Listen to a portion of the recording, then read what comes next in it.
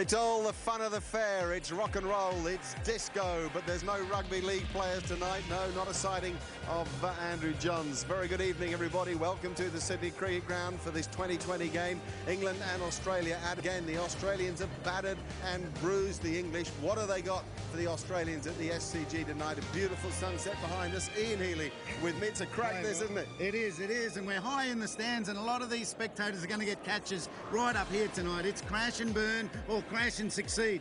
The bowlers are looking to crash Yorkers into the stumps or bumpers into the bodies of the batsmen. The batsmen looking to find the ropes high into the stands. It's going to be fantastic. All right, well, the toss has been won by Ricky Ponting. Now, history says... Well, the side is powerful. They do have some that come into the side. But look at the top order. No surprises.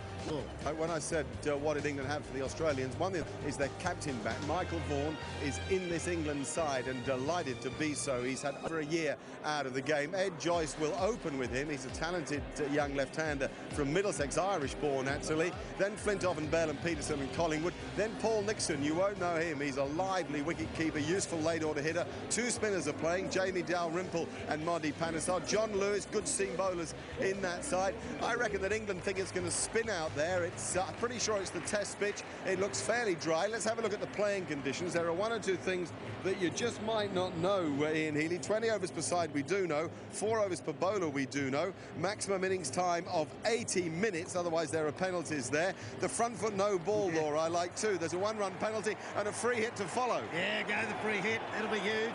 And then on page 2, the new batsman's got 90 seconds to take guard. Well, I've never seen anybody timed out yet, but I guess there might be. A maximum of 2 fielders outside the circle for the first 6 overs of the innings. 5 fielders on the leg side at any time, and a maximum of 5 more fielders outside the circle. Now, England have come out for a huddle behind us on the outer here at the Sydney Cricket Ground. It incorporates the old and the new, just like the stands with the members and the ladies and the new stands. So the players have to adhere to old principles. Line and length matters, as does stroke play in 2020. Let's get into the commentary box. We're excited, and I know that Michael Slater and Tony Gregg are too. Yes, we certainly are, and thank you very much, Mark. Listen to the roar as the Aussies, 2 champion Australians, make their way out to the centre. Matty Hayden, he's as big a hitter as it gets on his day. And, of course, who needs to even mention Adam Gilchrist in the context of big hitting? He is one of the great stroke players of the world. What a combination. Michael Slater, this is made for you, this game. Yeah. Oh, look, it's one of those exciting nights. I recall the Gabba last year, and it was on for young and old from the outset. Australia amassing a huge total, and it was Damien Martin at that stage got 96 of 56 deliveries, and Andrew Simons powered 54 off 26. As Australia made 3 for 209. Can they do it again? It's already been clarified. The sides who bat first in the 2020 form of the game tend to win more often than not. So Australia, by winning the toss, electing to bat in the box seat. England, however, will be looking to have fun, but turn things around in the one-day mode. The condensed version of the game. They need to get on some sort of winning way, and this might be the format for them, Greggy. Yes, well, hopefully they can get things going again. This man, the man in your picture there, Flintoff, is one who really will want to get going. He wouldn't be feeling top of the pops right now. He's already had the captaincy taken away from him, and that's probably it as far as captain's concerned. They're waiting for the clock here. I'm looking forward to this. I suppose a lot of you out there want to know, well, what is the sort of score they should be looking for? But I can tell you that it's gone initially from about 160. That's what they used to get in the early days of this. But then it's gone up to about 190 now. So Flintoff on his way to Gilchrist. And, a dot ball straight up. So that's a good start. Don't want too many of those. Well, I think this game's all about innovation. There's a little bit of premeditation, maybe not so much against the new ball. And with Adam Gilchrist, his natural game is to be aggressive. For that first 6 overs, only 2 men out in the deep. So that means plenty of room in the air, plenty of scope for Gilly to hit that big slog shot to the onside or perfectly down the ground. But I don't think we'll see too many dot balls. At the outset, though, you can afford a couple to get in. Oh, and a wide signal. They're very severe in wide bowling.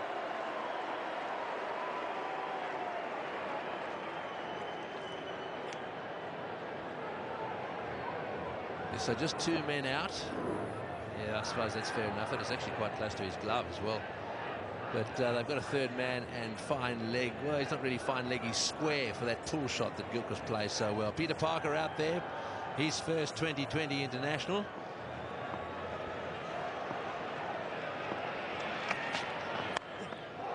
Oh, over the top. That's an edge, and that'll be 4. So the first 4 of the KFC 2020. No surprises whose bat it's from. Adam Gilchrist, Gilly. It's all about the nicknames. They're on the back of the shirts of the Australian players. It was a bit streaky, but we're going to see many of those shots throughout the night. The crowd at the SCG still streaming through. I think they've judged a little late, but the atmosphere, the roar went up to appreciate that first 4.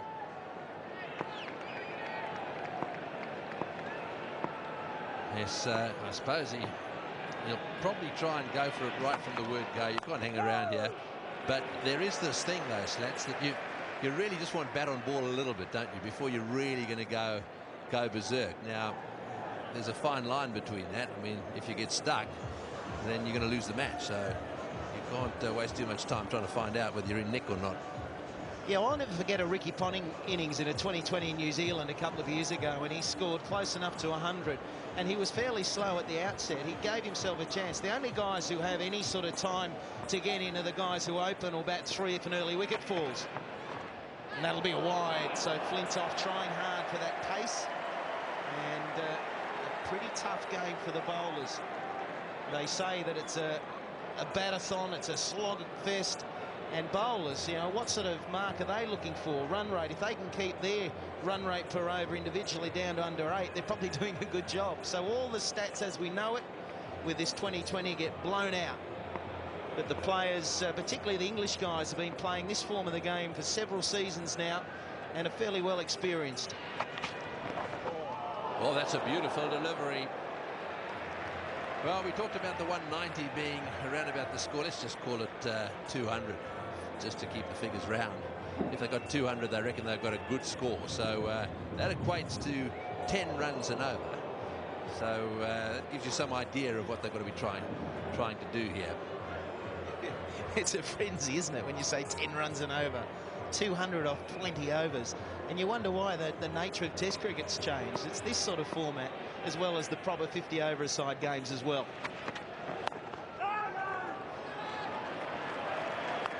Another dot ball in this first over. The keeper really up to the stumps really quickly there. Paul Nixon is the wicketkeeper. For those of you who don't know these England players, quite a few new faces out there. What's interesting about Paul Nixon, you'd think you'd be noticing a fresh-faced individual. He's 37 years of age or thereabouts, so they pulled in an old stalwart. He's been running around the county scene for a long time. Oh, and there's another dot ball. That's well bowled. No wicket for 6 after 1 over. Right, there's no wicket for 6, and I can tell you that on the ground we've got Adam Gilchrist mic'd up. We're going to have a few of those today.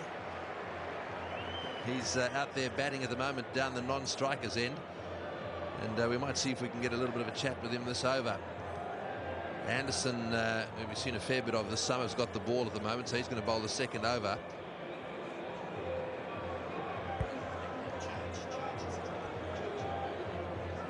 See that I called him Gilly, thinking that'd be on the back of his shirt, but Church is the nickname the boys are calling him now. And so it's Anderson to the big Matthew Hayden. Haydos. Oh, what a start. Have a look at that. Straight down the wall, just wide of mid-off, running away to the boundary for 4. Hayden's taken 1 ball for his boundary. Well, Adam Gilchrist, that's the way to go, isn't it? Adam, that's the way to go, isn't it? Well, yeah, that's a bit better than my start. I think the spectators will enjoy Haydos being back in the one-day setup. We can't have too many of those dot balls, can we? Absolutely, although we've got a couple of wides there, but I'll use that as an excuse just to settle us down. But Haydos is on fire here from ball 1. Gilly, Slats here, mate. How amped are you at the moment? Like, your normal game is aggressive, but how amped are you? I've got to try and tone down Slats. Test cricket, I've got to think. No. What did you say? You're trying to tone it down? Oh, I've got to tone it down. Ricky, my captain, told me I don't have to change my game. I've just got to play it like Test cricket. So, yeah, that's a real wrap for my Test game, isn't it? Bat through the innings, you reckon? That's the plan, mate. Yeah, it's a great atmosphere out here, though. It's a funny game. You know, players don't seem to think it's the most serious one, but gee, we get excited when we get the opportunity and the crowd turns out like this. Good luck, Gilly. Thanks, mate.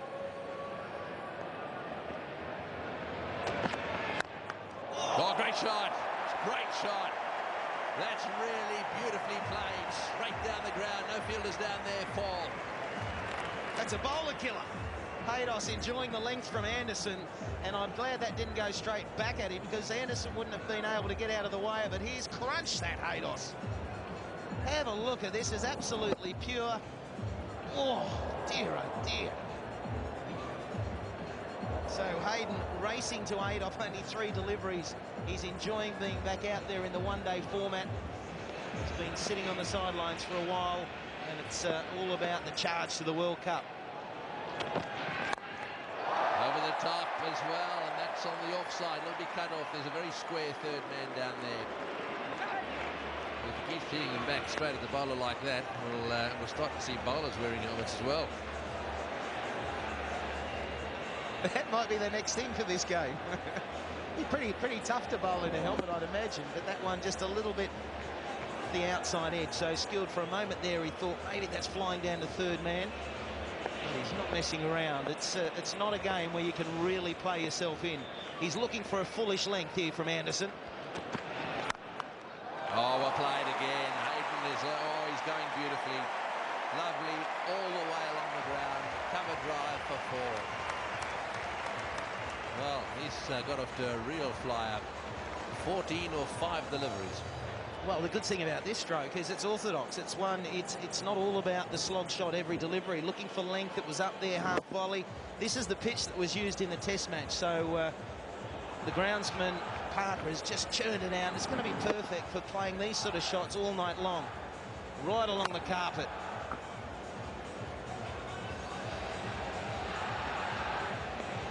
Big field change. There won't be wasting of time here.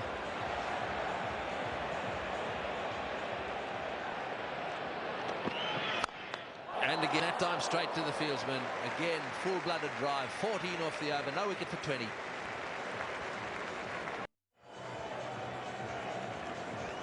Right, so no wicket for 20. 2 overs have been bowled, so, well, that gives you an idea. They're on track.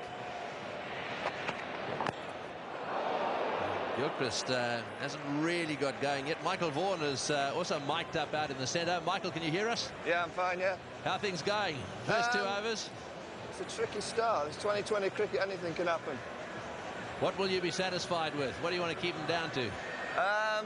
Well, at this rate, under 200 would be nice. A couple of early wickets would be lovely.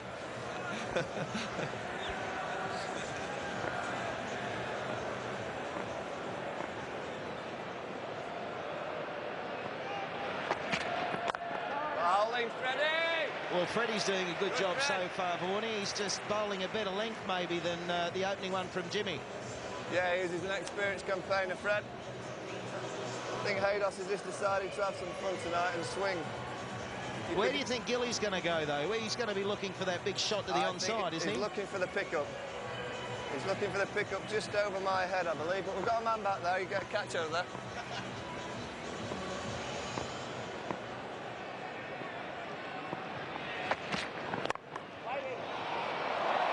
Oh, a fumble there at backward point. And that's Peterson. And that'll get the crowd going. Michael Vaughan, what's the atmosphere like down there? Yeah, it's electric. I think there's quite a few Aussies in. Surprisingly. With a balmy army out there, aren't they? Have they gone home? I believe there's a few in, but I think a few planes left the other day. There's not so many as there was for the Test match. We don't mind that.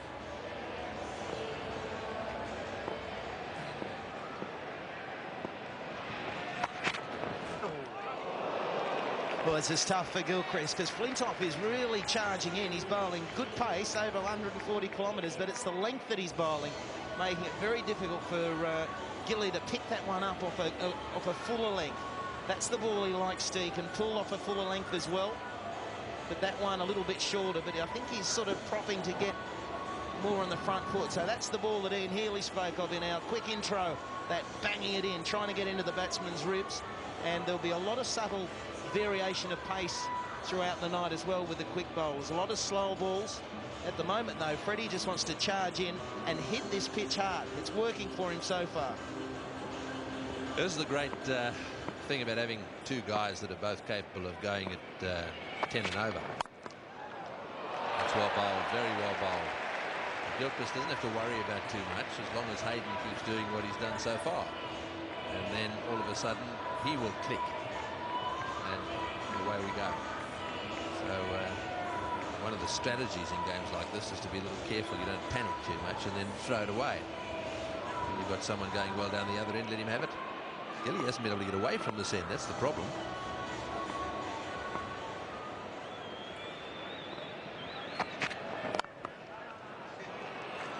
Oh, that's really good bowling. No wicket for 22.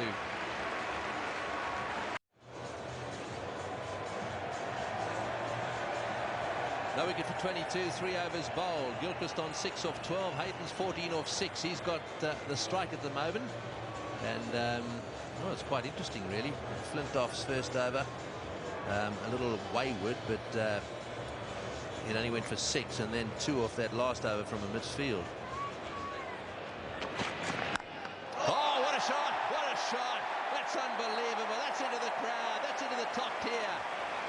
Boy, that's gone like a rocket out of that bat of his. It's a screamer. The ball was hurting. Haydos has got off to an absolute fly here. 20 off 7 deliveries. And he just picks this one up over mid-wicket. Gilly, how did it look at the non-strikers? How does it look from here, did you say? Yeah, that's great. Haydos can take him. I'll just take Freddie. No worries. Bloke that's terrorised me in my sleep for about 18 months. And I get him in the 2020. He's looking good, though. I think probably we've decided Flintoff's their danger man for wickets. The other guys probably with that short boundary there might be the ones to attack. So it's working okay at the moment.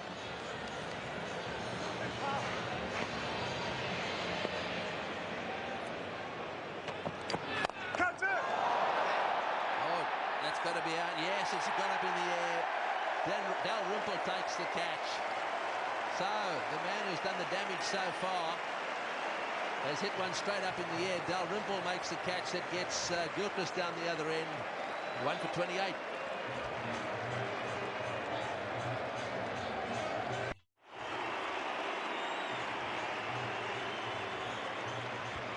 Huge roar as Ricky Ponting strides out to the centre. Incredible one-day international career. Of course, not much to write home about for anyone in respect of this 2020 format. There's the dismissal again.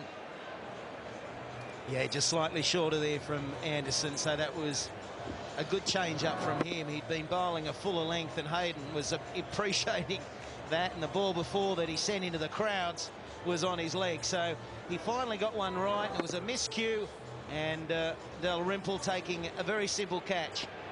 Gilly, another play miss. He's just struggling at the moment to get going out there, but you just feel that if he can get one away, he'll be on that charge that we saw earlier in the summer. That amazing 100 of 57 deliveries at the Wacker.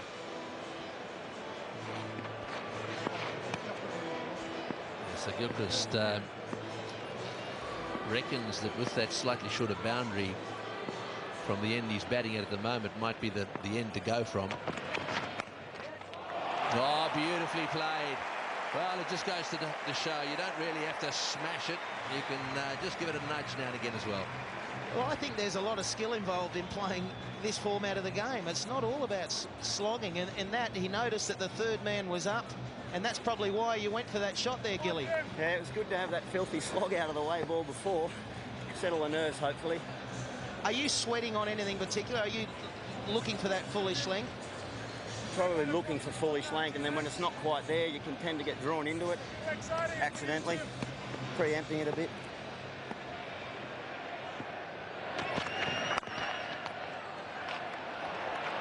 That's good running.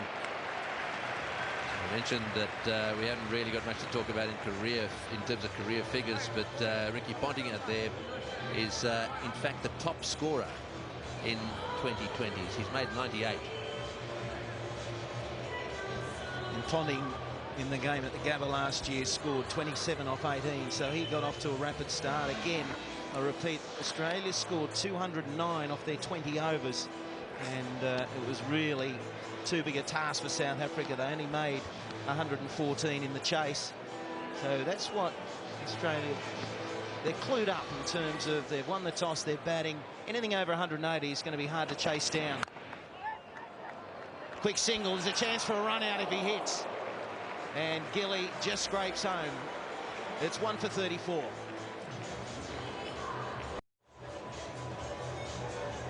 One for 34. So Ponting is, well, he's just arrived.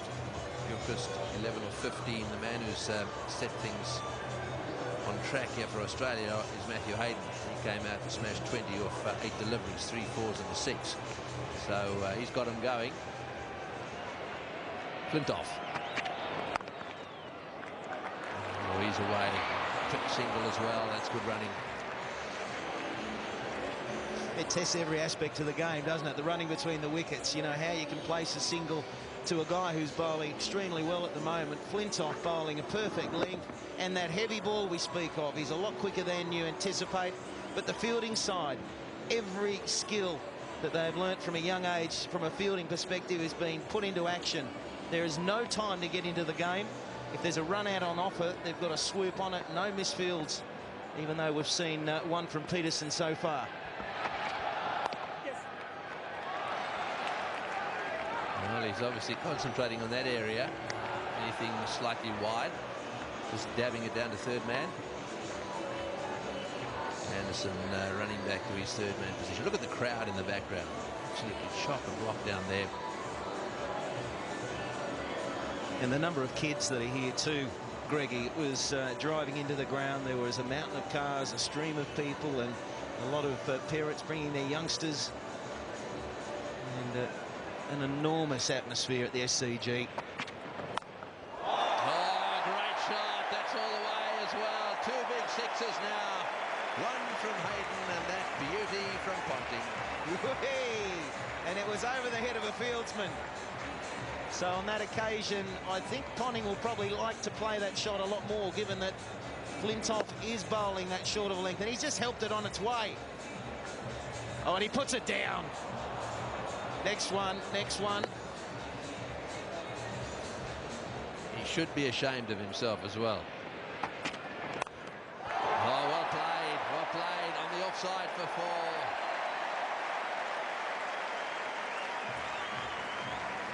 Oh yes, Ponting opening up early on. That's the great thing about Ricky Ponting. He plays that pull shot so well, the short boundary down here. I think Gilchrist's already given away one of their strategies. They definitely will be going for the short boundary wherever they possibly can. We'll see a lot of 6s hit down there today. What I love about this game is that these arguably the best batsman in the world is come out, no inhibition. He's willing to play a shot of ball. And again, that one over point, it's going to run away. I don't think it's going to go to the fence, but we get to witness each delivery, him opening up, playing all the shots that we love to see. Gilchrist yet to get going, and it's a 4-all run. Yes, that's well done. That's a long boundary down there. There'll be a few of those tonight, I think, as well. That brings up the 50. Only 4.5 overs have been, well, 4.5 overs have been bowled, and 50 on the board already.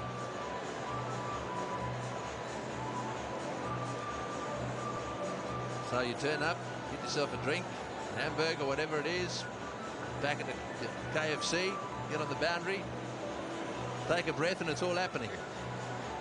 Don't be lining up for too long to get your food. You'll miss the innings. Where's this one going, punter? Oh, he's hit that high. This will be caught.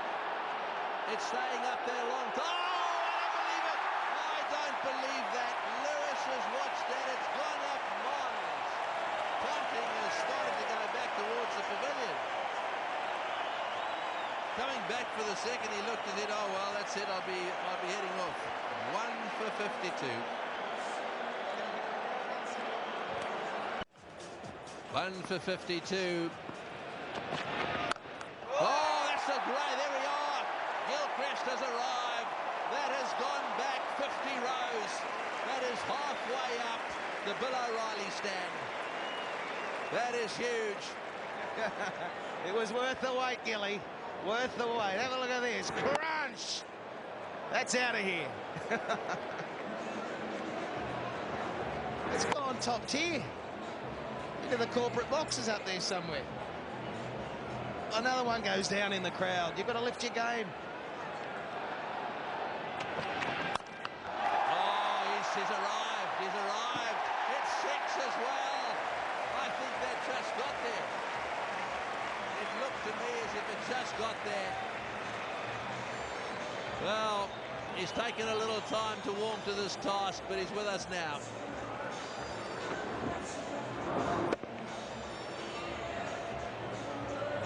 That is amazing. Gilly, it was worth the wait. Those two out of the screws. Yeah, managed to get a hold of him, but punter gave me some good advice. He said with that field, he was probably going to look to pitch up after that first shot and think straight, so paid off. Don't know what to expect here, though. Come on, 3 in a row. We want 3 in a row.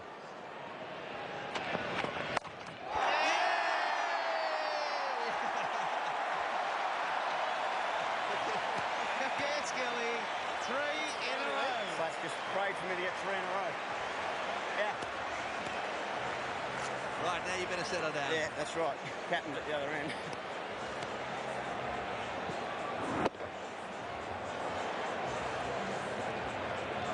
Amazing shot there from Adam Gilchrist. He is now smoking them. He took a little bit of time to get going, mainly because Flintoff was bowling so well, but now creaming them and he's enjoying it.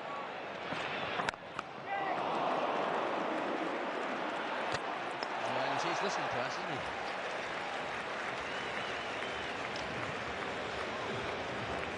Mate, we can talk you through the rest of your innings if you like. I like it. So maybe that's the soothing thoughts you need when you're batting. It'd be nice. How close are you to getting a bit panicky, though, when they weren't coming early? As I say, Haydos's first over that he faced, he looked great, got the runs on the board, and Flintoff is just that sort of bowler. It's steep now, it's very hard to just really hit to the leg side where you can get power.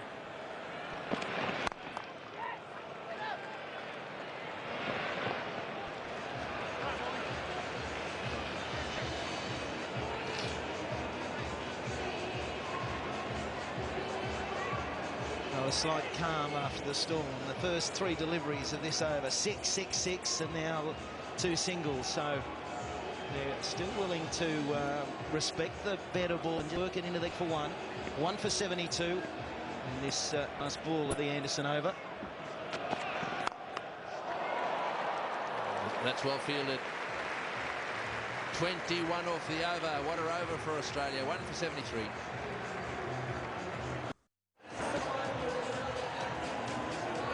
For 73, and at the moment Gilchrist going really well. Well, he's smiling at least. 3 catches have been put down so far, 2 in the crowd and 1 by him. Didn't he, Coxer? Here's another look, and I think the comments from the crowd was, well, you got a bag on you? That one, it should have been taken. It was in. It just popped straight out. He almost had another opportunity, but the crowd did not miss him. Another look. He's under it nicely. Got himself into a good position, so I don't really know how that one came out. Maybe the pressure of that crowd in the background yelling when the ball, he had so much time to think about it. That's not a place to drop a catch down there. That is the worst place in the world to drop a catch. Panasar's into the attack. Dot ball first up. Let's go down and see who Ian Healy's got for us. Yeah, I've got Matty Hayden. Matty, 20 from 8, and your batting night's over. This has got to be the best game ever. Mate, surf in the morning down at Cronulla and rock up here, smash around, usually a buff remover. So, yeah, it's a great game. Oh, Gilly's in the air. It's safe. It's going to be safe. What? They're coming back for 2. He's all right. He's got away with it. Team tactics. How long was the team meeting? It wasn't one. But I think it's like we said it there before. I think it's a much more difficult game having pressure on as a batting side. that's when you really have to use your skills and target bowlers and work out the run rate, obviously. But as a batting side first up, you're really just out there, especially as an opener, just to score quickly. And spin's been quite effective. We see Panesar coming on now. Spin and taking the pace off deliveries has been successful domestically. You see it playing a part here tonight? Well, I think Monty's during the Test series was quite quick, so you know I think he might just vary the pace. I think as a slow bowler, you do have more options to vary the ball. And the batsman, as you say, you do feel the pressure of having to hit. Is that something you can cope with okay? Well, I think you're really under the pump from ball one. There's no question about that. If you have a dot ball, you're thinking, oh, this has got to be big, this next one. So I guess the more the players play it, the more they understand how to cope with that kind of pressure. There's plenty of pressure out there. Don't worry, there's another misfield there. The English, you'd like to get probably 200 plus, I suppose. No, that'd be awesome. But, you know, just the reaction of the crowd, I think, is probably the most phenomenal thing that I've noticed so far. That the music's blaring as the runners, bowlers running the bowl, that sort of stuff. So different for cricket, but really fun. Yeah, well, here's Gilly again. Back to you, fellas. I can't believe Matty's night's over. Look out. Thank you. And, well, that's a little different. I haven't seen him try that before. Yeah, it's a first. The old reverse sweep. I've never seen Gilly try that, but unsuccessful. It was there. The length was right. I think he just needs to clear the ropes. He's gone for it. It's gone all the way, has it? Not quite. Yes, it has. He certainly picked the right area to hit it. I think it just made the rope down that far end. Another 6 to Gilchrist. 6 sixes so far in this innings. And he's on his way now. I mean, it was a slow start, but he's hit 4 Zacks already in this innings of 39. That's his shot. Keep going downtown. Yes, they'll be looking for 2 here. Ponting's back. He really is a great runner. Look at that running. 10 from the other. 1 for 83.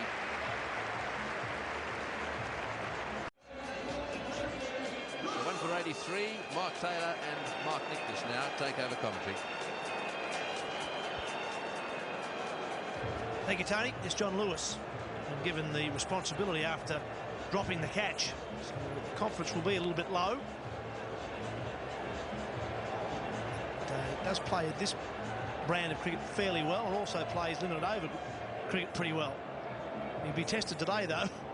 Ponting and Gilchrist to bowl too. He's a nice pace, that's all I'll tell you, Mark. He's a good cricketer, but he's a nice pace right now.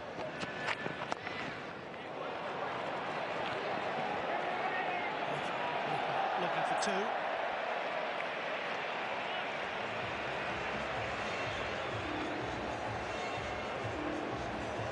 And Gilchrist, you're still down there with us, mate? Yep, yeah. It's Mark Taylor here, mate. That's up. Are you tiring yet, mate, or not? Oh, blowing a little bit. Punter's had a little bit of flu. Well, that's what he's calling it after the celebrations, and he's a little bit heavy in the legs, but hanging in there.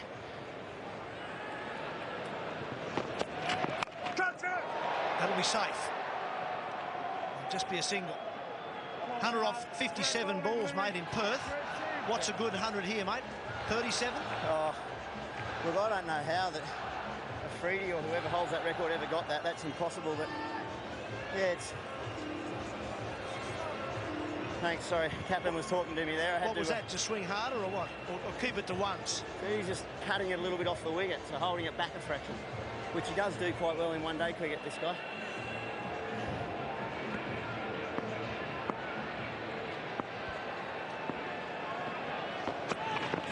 Oh, no way about cutting that off the wicket. That's going off the Bill O'Reilly stand. I'm not sure if that's gone on the roof or not. It's that well hit. It may just have dipped underneath, and it has. Whatever Ricky said worked nicely then, Gilly. Yeah, well, he does roll his fingers across the seams. I actually thought I might try and attempt to play him a bit more like a fast spin bowler, but... He looks a nice pace to me. It looks to me you're lining him up. Let's see where we go with this one. It's just dipped under the roof. 47 not out now, Gilchrist. 27 balls. Pushing for 2 here. Ponting will get back. No, he won't. Well fielded.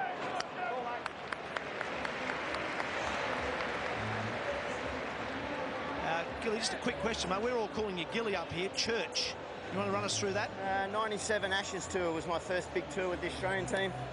A youngster ran up keenly sorting autographs from Steve Waugh. He said, "You're Steve Waugh," and he said to Glenn McGrath, "You're Glenn McGrath," and he said to me, "Are you Eric Gilchurch?" No! And what did you sign? What name did you end up signing? I was too busy laughing and probably blushing, so it's nice. Hopefully that young fella now knows who I am, but it's sort of stuck within the team. Adam Gilchurch is going very well. Put it that way, young man, wherever you might be. He's 48 off 28. He's got 5 sixes to his name already.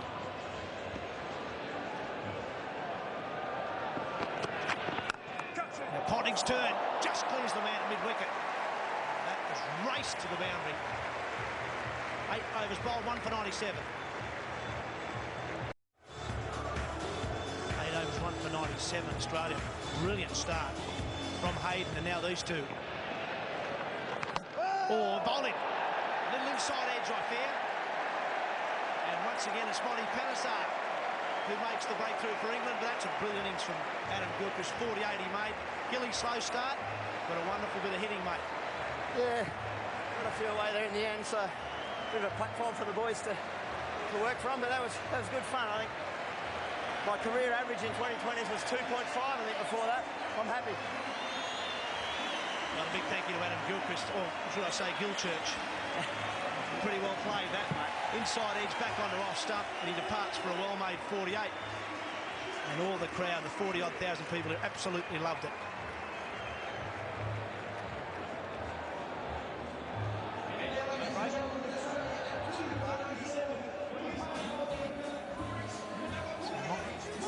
So Monty Panesar's done well. Michael Vaughan out there, well, that's the breakthrough that England needed.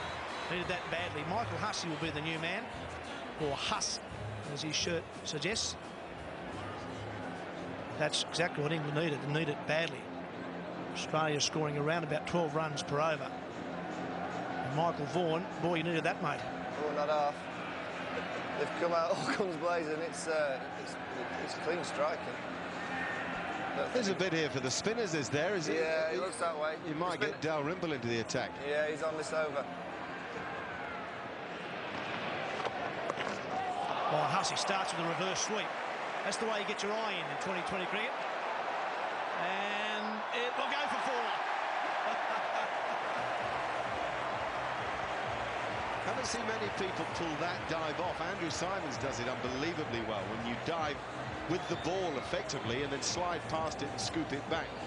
But no one else can catch it up like Simons can, and Anderson isn't quite the athlete. The 100 is up now for the Australians in a mere 50 balls. It's quite extraordinary. I mean, you wouldn't ride off 225, 230 here. I think England have got to use the 2 spinners for the maximum 4 overs. At least try to do that. I felt a bit for Lewis. He would usually take the new ball and he makes it swing, but Anderson got that opportunity today, and then Lewis got underneath that steepler. Probably get 2 there. Both very quick between the wickets. Brilliant running. Got there comfortably in the end.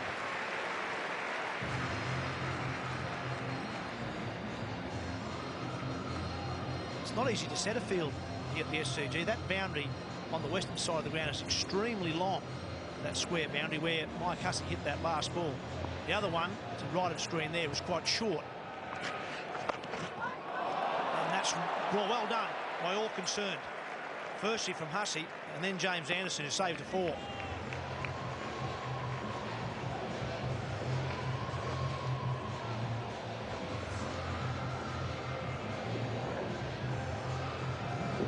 Good bit of anticipation, not just from the fielder, but look at the wicketkeeper, Paul Nixon. The minute he saw the reverse sweep go, he tried to go with it and smother it like a goalie. It's a bit of football, which Nixon was pretty good at, I'll tell you.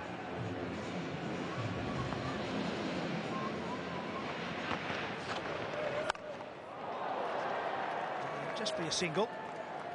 8 and a wicket from the over, 2 for 105. This is the remix Run rate 11.67, which Australia can keep that going. They'll make 233, which will really take some getting. I think anything over about 170 takes some getting in this competition. Ponting's played a lot of deliberate uppercut strokes, both off front and back foot. He's come from underneath the ball and tried to get under the length of it and chip it over fielders. Quite brilliant but subtle little change. This is Jamie Dalrymple of Middlesex, and this is Andrew Simons. It is, Mark. Mike Hussey's come in, Roy, and played some very pretty reverse sweeps. You got that up your sleeve? No, we won't be anything pretty about me tonight, mate, I can tell you. Now, what are you doing? Left-hand, right-hand combination? You in next, what? Yeah, we've gone left and right-handers against the spinners. The young Pupster's going in next, and then I'll follow him up. Now, batting first has been a big advantage. Why? Why do you reckon the side bowling second bowls much tighter than the side bowling first? Well, I think, mate, if you post a decent total, because you only got a short amount of time to chase it down, I think sometimes it nearly becomes too difficult to get. You need too many sort of freakish overs. Well, we're looking for a lot of freaky stuff from you, mate. Good luck. Thanks, buddy. There's nothing pretty promised from Andrew Simons, including the zinc cream around the mouth. Yeah, both Simons and Hayden made the point about runs on the board. Oh, yeah, that's fantastic cricket.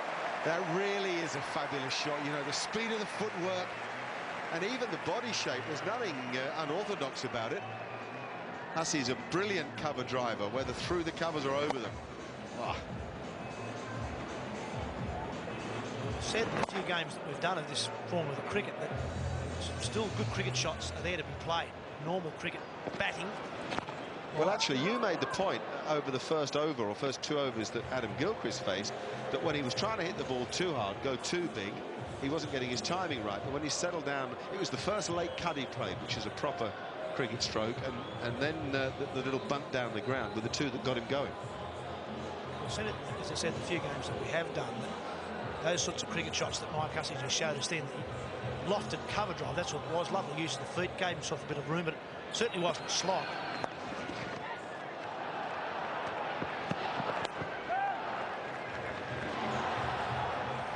Dalrymple seems happy to try to take as much pace off the ball as possible. The bowler is slow, so you make the batsman do all the work. New experience for the likes of Dalrymple and Lewis, various others in the England side. A bit Sydney cricket ground, full house, and under this kind of pressure. There's a man out there. Is he far enough back? No, he's not. Beautiful cricket shot again from Ricky Ponting. Lofted off drive to end the over. 2 for 117. Well, halfway through the Australian innings, 10 overs, 2 for 117. Ponting has moved now to 35 with 2 sixes now. And now Hussey. That sounded like it was out of the middle. And it was. His first 6. And that wasn't even as good a stroke as the one before from Ricky Ponting. Look how he stays in this. Look at the body. I mean, that's just... You couldn't play it better than that. You could have 100 goes at it. And now Hussey follows up with quick, smart footwork and another clean hit. And now it's gone. Well, umpire Bob Parry has called for the third umpire. Hussey's making his way, well, halfway off anyway. He thinks he's gone. And I think he may want to be gone here as well.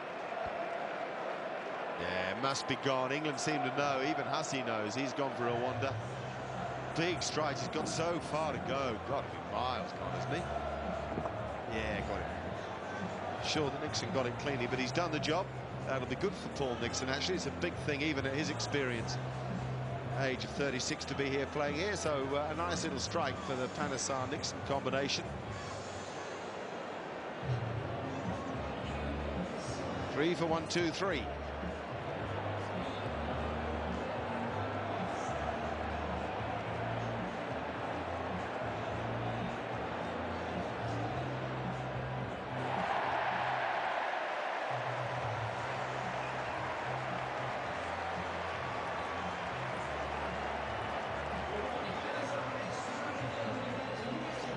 is gone. Stumped by Nixon off Panesar. Panesar now with 2 wickets.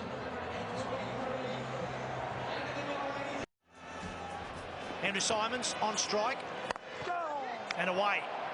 And maybe away with a boundary. Fielder's got some work to do and he does it well. Ed Joyce. It's good work from Ed Joyce. Great strength in the stroke from Simons. He's just unbelievable amount of muscle in that. It's the end of Michael Hussey. Panesar prepared to chuck the ball up in the air and ask Hussey to come at him. Just a bit of spin, a worn pitch. This is the one used for the Test match.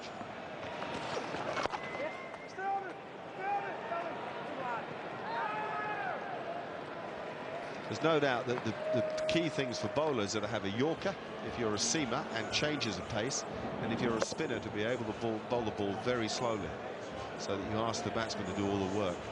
And if you can spin it, well, that's best of the lot.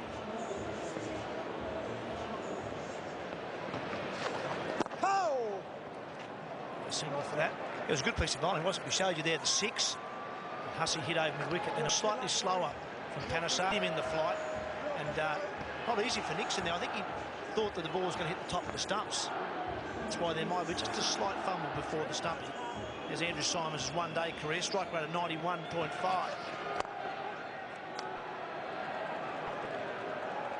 Yeah, it's 3 from 2-9.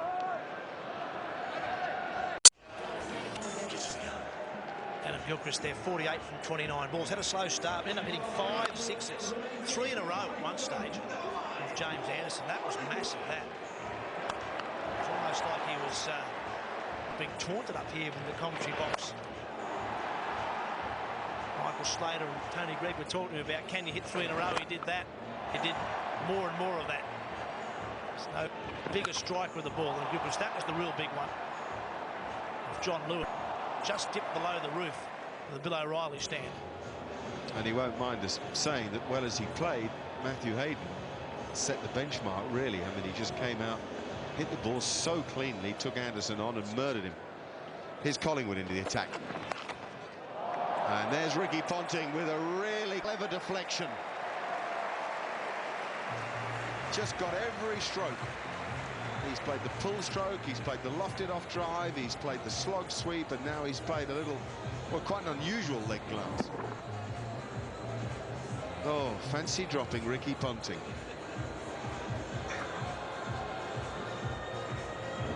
It's again an illustration. It's not just about going out there and swinging the cow corner all the time. Picking the right balls and picking the right spots to hit them. No third man now, Collingwood. Brilliant call. And that's only Ricky Billing's third ball he hasn't scored from in his 20 he's faced. He's moved to 41. See how Ponting goes about this game. He thinks 4s and 6s, obviously, but he doesn't get a chance to hit that 4 or 6. He generally picks up a single. 9 singles so far. It's a very different thing for Paul Collingwood bowling here to the last time these sides played a couple of years ago at the Rose Bowl in Southampton. Australia were bowled out for 79. Collingwood picked up 2 for 8. Lewis got 4 for on that occasion. His day hasn't been quite so good. 1 over 14, and he's the one who put down Ponting.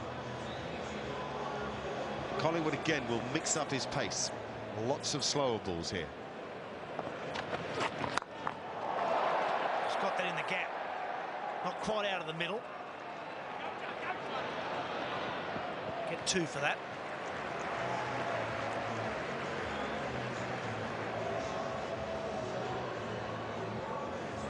The pace of the game is not easy for the batsman either, really. So even Ponting there, very fit. Heard Adam Gilchrist, when a quick chat we had with him a moment ago, said that he might be suffering just slightly from a minor chest infection. It's breathing a bit difficult when you're swinging hard and you're running hard between the wickets.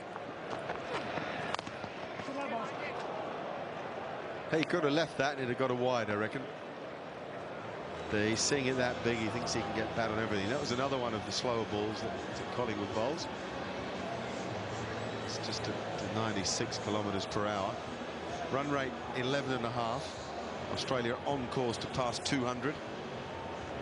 And the light closing in on the Sydney Cricket Ground. There's a beautiful sunset away over the Brawongle and the Ladies Pavilion. It is quite a spectacular sight, night cricket here. That's nicely bowled. Good Yorker to finish the over. 10 from it. 3 for 139. Sun now gone. The SCG. Beautiful evening, though. Ideal for cricket. Except if you're a bowler. Simons will get 2 for this as well. I was saying earlier, very difficult on that side of the ground to protect that boundary. A big boundary. Clark and White to come, 2 good hitters to come, and you've still got Hogg and Bracken who will work it around. So Australia's still looking at something like 220, 230 at this current run rate, and that must be a bit of a concern for England captain. Now Simons goes up on the hill.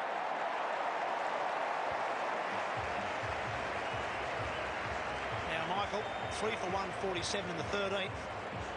Can you keep Australia under 200? We're going to need a couple of quick wickets now. They've come very hard.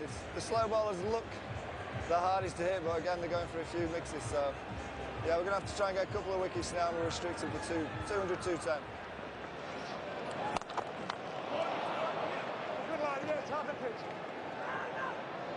Who would you prefer, Ponting or Simons? Both. What, for the same ball? I don't like that catch early to stick, to be honest, but...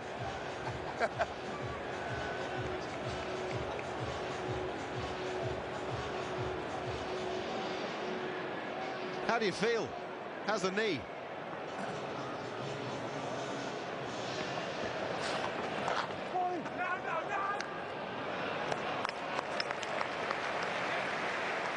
Vaughan, how do you feel? How's the knee?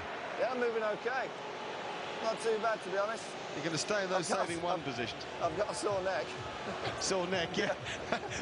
Flicking it right and left.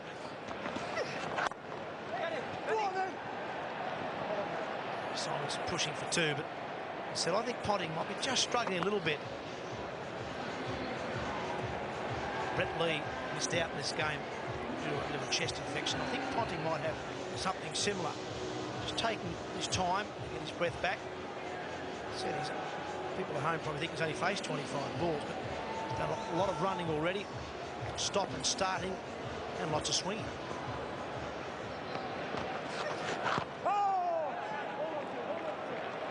That's the end of Panesar's 4 overs. He has 2 for 40, 3 for 149. Brilliantly, really. Run rate 11.5 runs per over. That's outstanding. Projection of 229 at that current run rate. Sure, if you can accelerate to 16, can you? I suppose you can. Just that one over there went for 2. That was an over that Adam Gilchrist faced. And that was almost the launching pad for him. He said, all right, I can't play that anymore. I better get the foot down. 5 sixes after that. But for a misfield, it would have been the rarest commodity in 2020 cricket, wouldn't it? Amazing. That's high. This should be out. This is Lewis again. And he gets him this time. And he says, wish I'd have done that about half an hour ago. Head off to the crowd. Well caught in the end. Lovely innings from Ponting, though. 47 from 25 balls faced. Australia 4 for 149.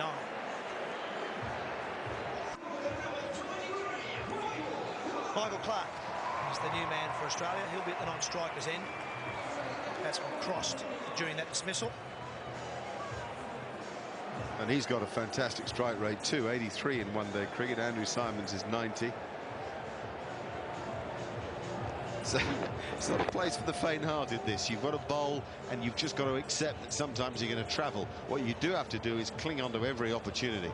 Give people second chances in a game that's only 20 overs long. Well, you're asking for trouble. It's well bowled again from Collingwood. Really just got to change your pace. You've got to bowl the odd Yorker. As you say, at times you just got to bite the tongue, haven't you, and say, oh, well, I did everything right there and it still went. Oh, my goodness me. Just think what he was thinking when the ball was in mid-air. Because it went up high. He was thinking, I can't drop 2, can I? And if I do, am I going to suffer or what? That is relief. That isn't joy. That is relief.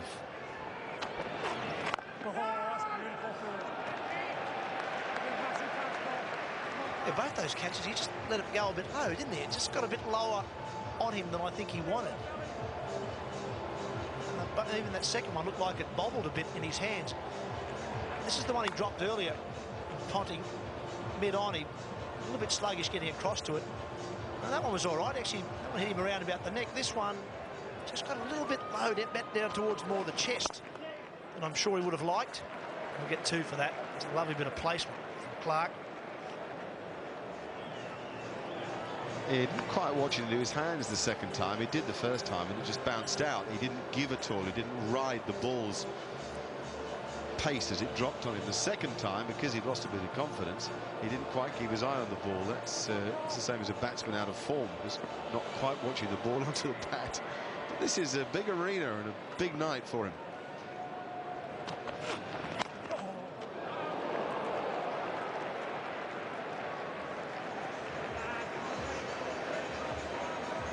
Pretty clever from Collingwood thus far. A lot of changes of pace, sort of way that you expect Andrew Simons to bowl later.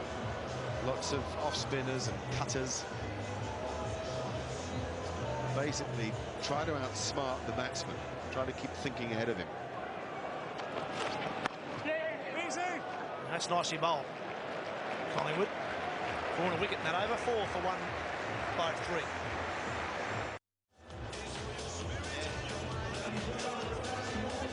For 153, 6 overs remaining, and to take you through those will be Michael Slater and Tony Greig.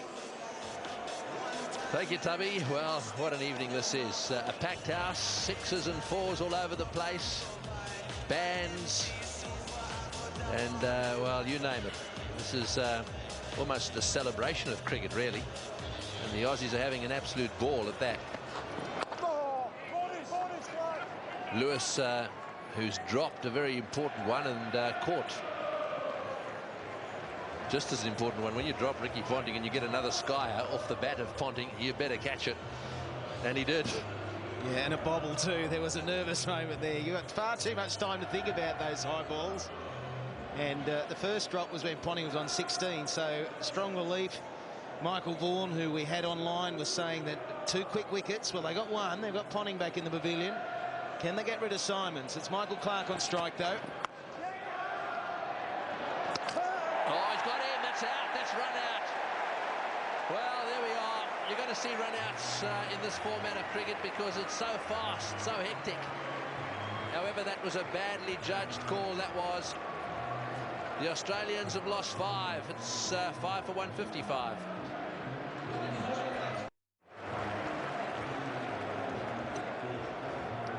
So Cameron Bear White is the new batsman. Now he has a reputation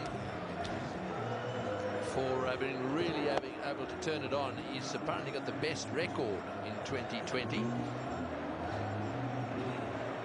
It was playing for Somerset in the year of 2006. So there's the run out again, or suicide that was. Well, for Somerset, Greg, he scored 140 in a 2020 match. How do you score 140 and then he scored 116 later in the season?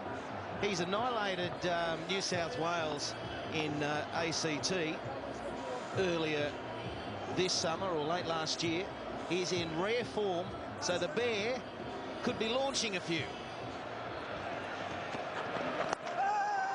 Oh, they're asking the question, did he nick it? Parker says not out, and no wide signal either. This one was a little leg cutter, so just slowing up the pace. Good tactics. And well, it was close, but Peter Parker, or Spider-Man as he's known, wasn't going to raise the finger. Certainly not Twiggy. Spider-Man? Peter Parker. Like Clark Kent. Peter Parker, Spider-Man. Who's cutting a mean figure in that outfit, let me tell you. He's retired, old Spider-Man.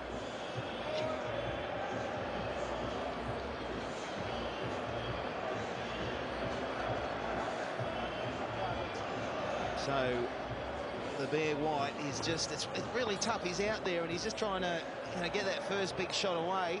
Need a lot of courage.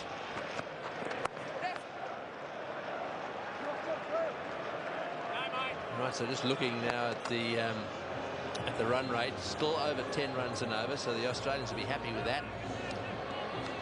Problem is they've got 5 down with well, these 2 plus the bowlers to come. Mind you, Hogg can bat a bit, Bracken can throw the bat. Haven't seen much of Hilfenhaus or Harwood.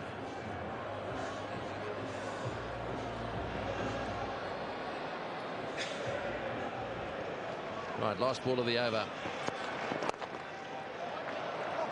They're all back on the boundary. Not quite so easy at the moment to score those runs. 4 runs and a wicket, 5 for 157.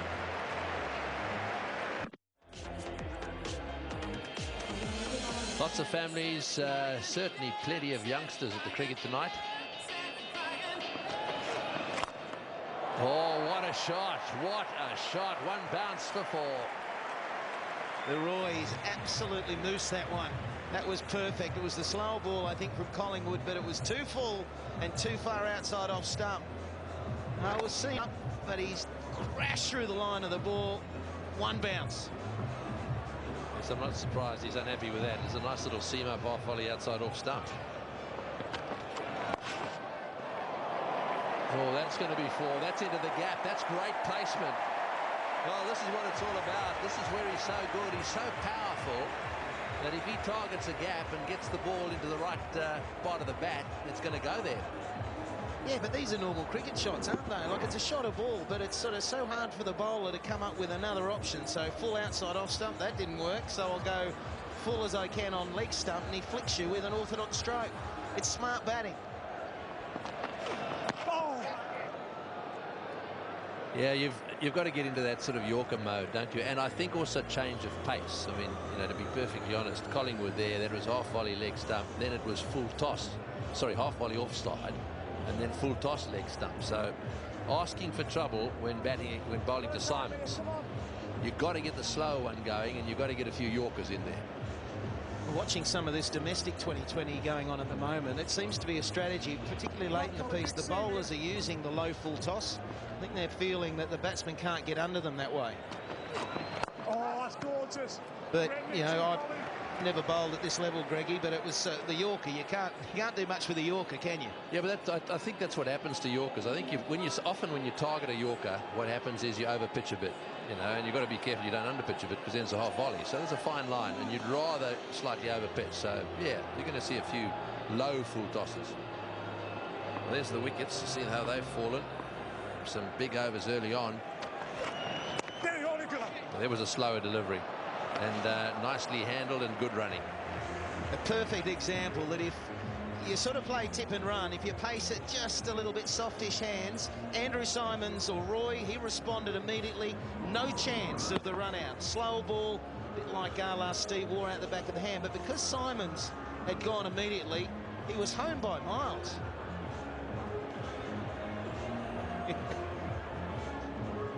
Skipper just testing that knee out.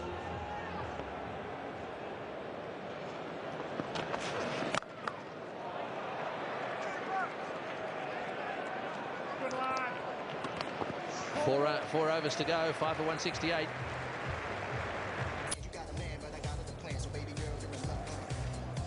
Five for 168. Ian Healy is down to the boundary. On Shane Harwood, a good chance for all of us to be introduced to Shane. Congratulations on your selection, mate. You've walked into a massive atmosphere. How's it feeling? Yeah, it's awesome. Thanks, Hills. Biggest crowd I've ever played under, so no, looking forward to it. Yeah, great. Now, with the batting, I suppose, you know, Australia are 5 down.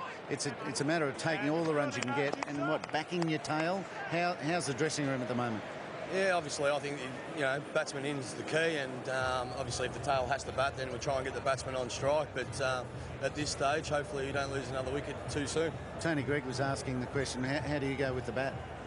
Oh, I can slog a couple of heels. Yeah, I thought you could, mate. Now, with your bowling, you decimated the Queensland Bulls domestically the other night. What is your method of bowling with this new ball? I think you've got to be pretty adaptable. So, you know, obviously you've got to take early wickets, so you're pretty aggressive, and then also, if that's not happening, then you've also got to go defensive, which is Yorkers, maybe follow the batsman a little bit, don't let him free his hands. Yeah. Slower balls. It's a good game as a bowler, isn't it? Yeah, no, it's all right actually. It's a bit of fun, and the crowd loves it, so it's good to be a part of it. Mate, I hope you can turn it on for the crowd. Good luck. Cheers, thanks, Hills. Thanks. There's a Shane Harwood down there. Looks as if he might be able to smack a few. Yeah, he's a bit of a slob. He's been around for quite a while, playing in the Victorian side. He's got some pace about him when he bowls. He's a tough customer to face. Oh, he's hit that one. It's going to go for 4, is it?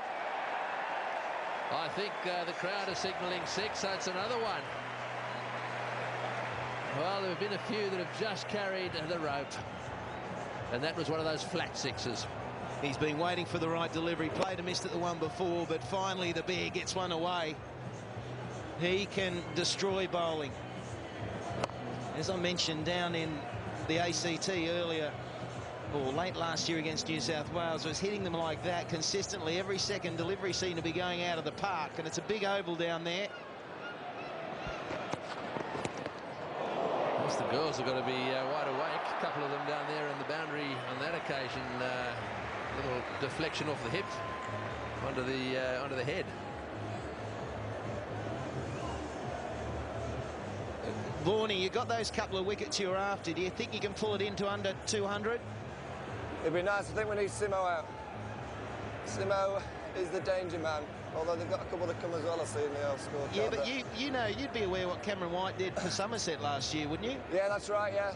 How do you get 140 in 20 overs? No idea. Oh, he's hit that one inside out for 4. I think Michael Vaughan is right. They need to get rid of Andrew Simon sooner rather than later.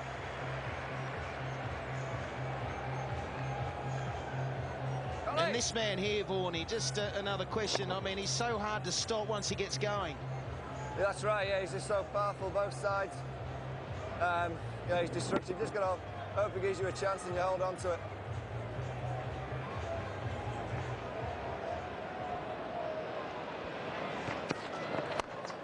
Oh, straight down the ground.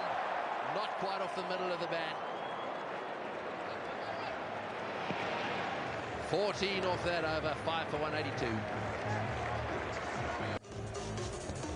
Right, 17 overs gone. There are 3 overs to go, and that's what makes this so exciting. It's so fast. You've got to get moving straight away. They did today. Gilchrist and Hayden really got them off to a great start. Some wonderful batting. And here we are now, 5 for 182 with just 3 overs to go. Well, that's a slower ball as well. Well, he's starting to mix them up now. But I've got a feeling we're going to see something big in a moment. Simons has already hit 3 6s, and he's one of those powerhouses. Oh, I'd love to see one on the roof of the member stand. That's a long boundary today. That will be a big hit. He hits them low, though, Roy. He doesn't really get that under them that much. But so I reckon it's a tracer bullet. It's more the crowd we've got to worry about. Injuries. Oh, he's going for it. It'll bounce once. Went like a rocket down there to deep long on. Peterson getting a bit of curry down there from the crowd.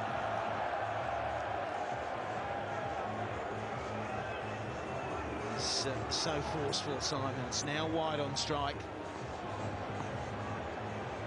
How do you think KP's handling all that raz down there? Toe end. Chalk him up.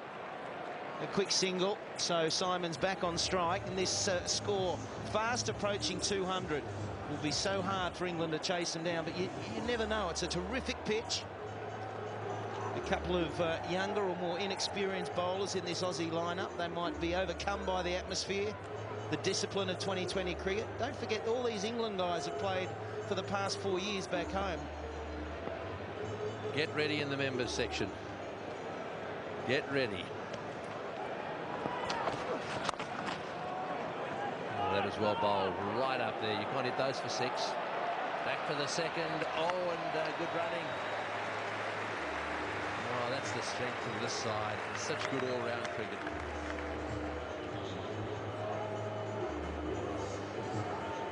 trying something different every delivery, Collingwood. His figures is this is his final over, his fourth.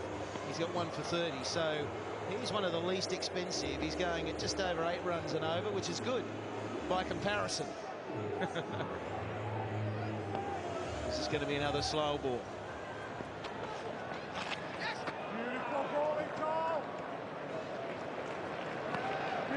Yes, I think they'll settle for that.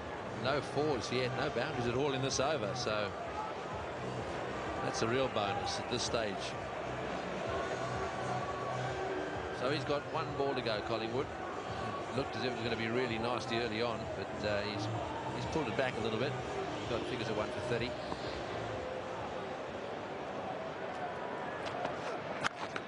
Oh, there it is. The members, it's going to get there. Is it? It's just over. It's 6. Well, Dalrymple, not quite sure, taking the word there of the crowd, I think. It was 6, all right. He was a little bit in because the long boundary, and, well, it just carried. 5 for 192.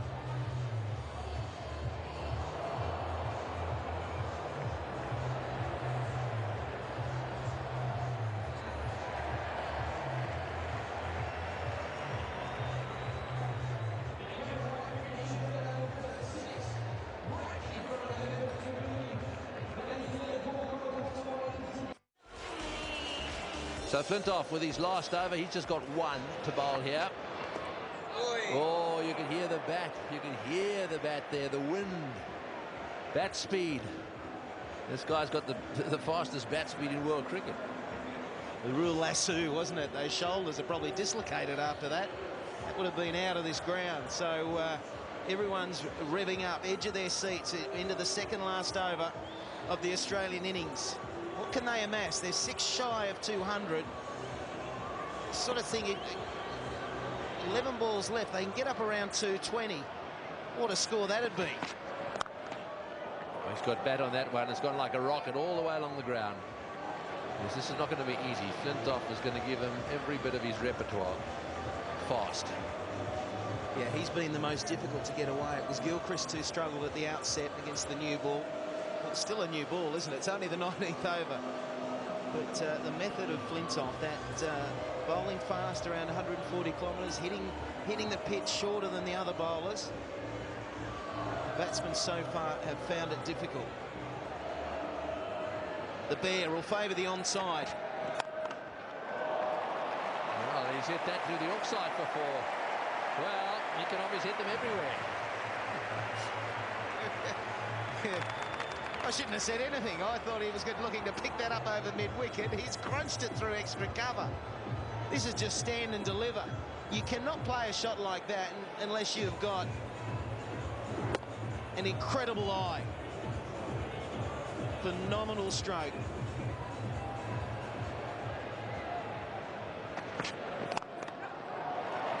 Well, that brings up the 200. We said at the start that they'd be happy with 200. We only know the answer to that when England have faced their 20. Bear in mind the guy bowling at the moment is going to have to get off this ground, get his pads on, because Flintoff's batting it through. Oh, they're having a great time, are they not? It's such great entertainment. 3.5 hours or thereabouts. It's start to finish, and it's just a shot of ball. Bowler's struggling. Here comes Flintoff. Oh, that one's hit him. That one's hit him. A little top edge into the helmet. Nasty delivery from Flintoff.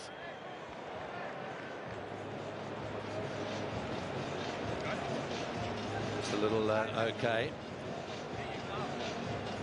The Bear's saying something like it didn't hit me.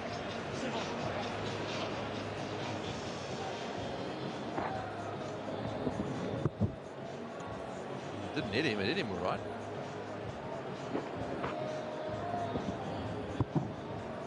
Oh boy, he was very slow on that one.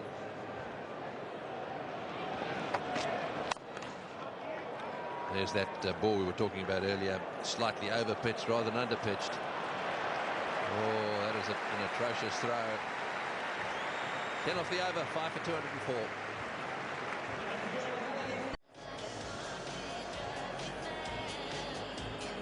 5 for 204, 19 overs bowled, so 1 over to go. Bear in mind, those of you watching our telecast, that the break will be really quick.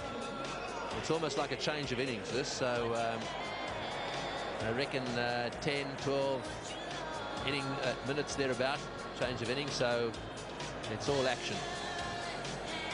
Right. So Anderson, who's had a bit of a nightmare, 3 overs for 47. That's a strike rate of 15. Gilchrist hit him to the stand 3 times.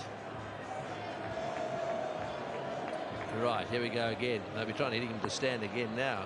This is not a good time to bowl. That's a good delivery, though. Fumbled. Oh, the pressure with every delivery. It was a fantastic area to bowl. That's the Yorker, the corker Yorker that the bowlers are always trying to achieve in the one-day format, particularly 2020 cricket. You cannot do anything with that. And he thought there was a little bit of a run out on. So a good start from Anderson, 5 deliveries. He doesn't want a no ball, because remember, that's a free hit to the batting side. Oh, he's hit that one. It's gone. There's the members we were talking about. Get ready down there. They haven't caught it either. The crowd haven't caught a catch here tonight. They've had plenty of opportunity, haven't they? But they just keep shelling them. The reason they're sailing in, look, long and hard. Danger money. Wow, that's a powerful stroke. That bloke in the blue down there was looking good until it got close. It would have been a classic. He was up over the back of him. I think there was a spillage of beer down there too. What a waste. At least catch it. If you're going to drop your beer, catch it. Yeah, 2 out of 10. There he goes again. This is high. This will be out, surely. Peterson. Oh, it's not. Oh, he's not. He'll never let us down. I don't think I've been to a cricket match when he hasn't dropped one. Hey, and the crowd is standing. The chant goes out. KP, KP. Can't catch. Can't catch a cold. Oh, you've got to feel for him. Have a look at them. They're on their feet sharing a drop catch.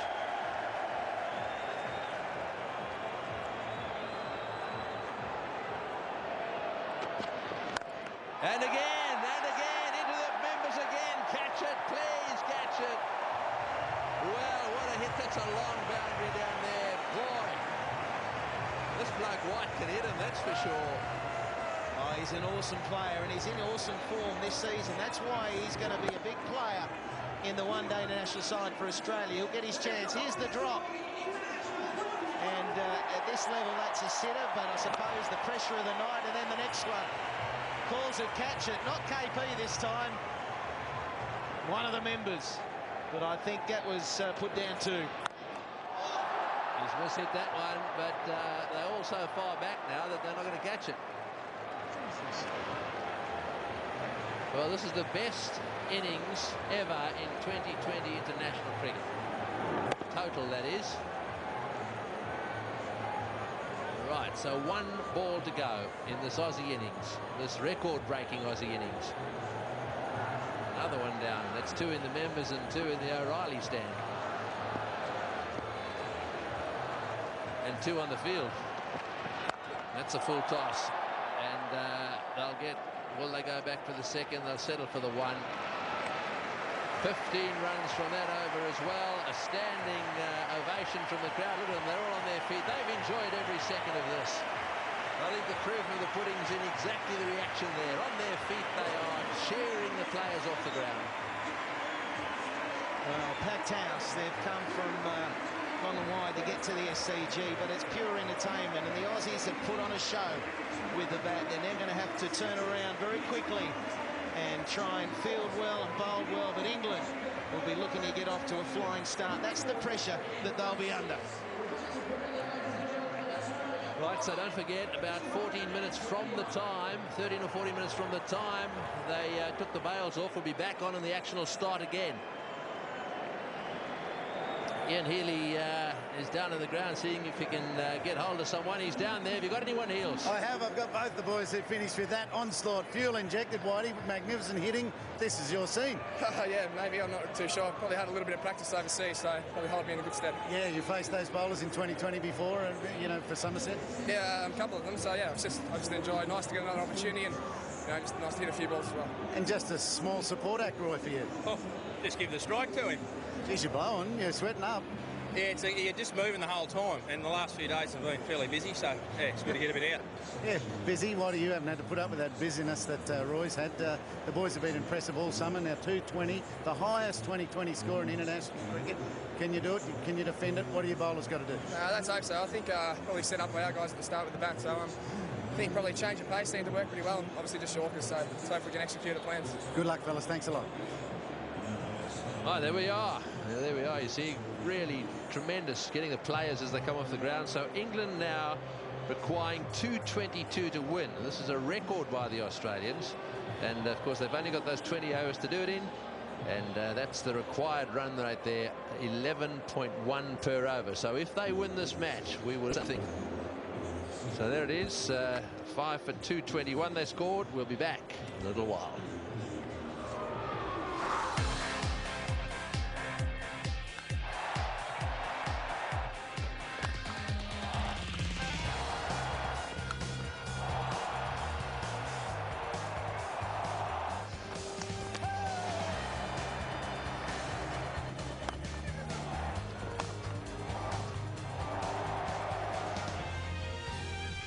People out of their seats in excitement and exhilaration at the stroke play. Really, I mean, Matthew Hayden got him off to a fantastic start, the Australians, with some natural clean hitting, and then from then on the powerhouse batting responded like we thought they would. Yeah, their partnership worked beautifully. Gilchrist was slow out of the blocks, and then he exploded with Michael Slater urging him on. But yeah, it was magnificent. Australia made it look too easy. Everyone did their job. Michael Clarke was the only one who missed out with a dreamy run out, which he couldn't control. And then Chris Cameron White comes in with 40 right at the end, blasts them away. England just looking for a couple of tight overs to finish us off, and didn't get them.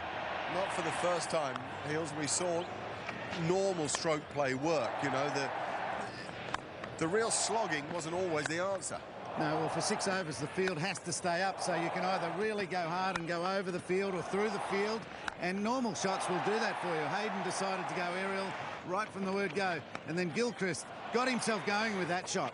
Just a little late cut. Ponting took Flintoff down in his third over. Flintoff's first 2 overs were fantastic, and his last wasn't bad either, but it was that third that cost them. Ponting triggered another partnership. Lewis, no, don't drop catches in the top order. Not him. And that allowed Gilchrist and Ponting to pile on more. They were being shelled wherever you looked. There were catches dropped in the crowd. There was one dropped out in the middle. Then Gilchrist decided to go really big. We were getting bored of that second and third row stuff, so he started to go way, way back. Well, I think that is huge, Heels. He was still talking to him as the bowler was running up, and he didn't care. He just gripped the bat and ripped it. And then Panesar gets the bottom edge for 48. He was gone, and Panesar had something to celebrate.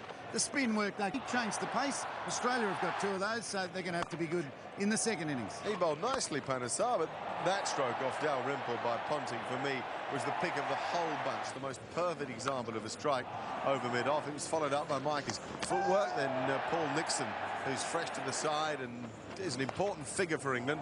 This difficult time for them, an enthusiastic character, got in the act with the stumping, and finally John Lewis held on to Ponting. It wobbled a little bit, and then Lewis in the action. That's Michael Clarke just committing to a run and overdoing it, and he was out. Lewis again.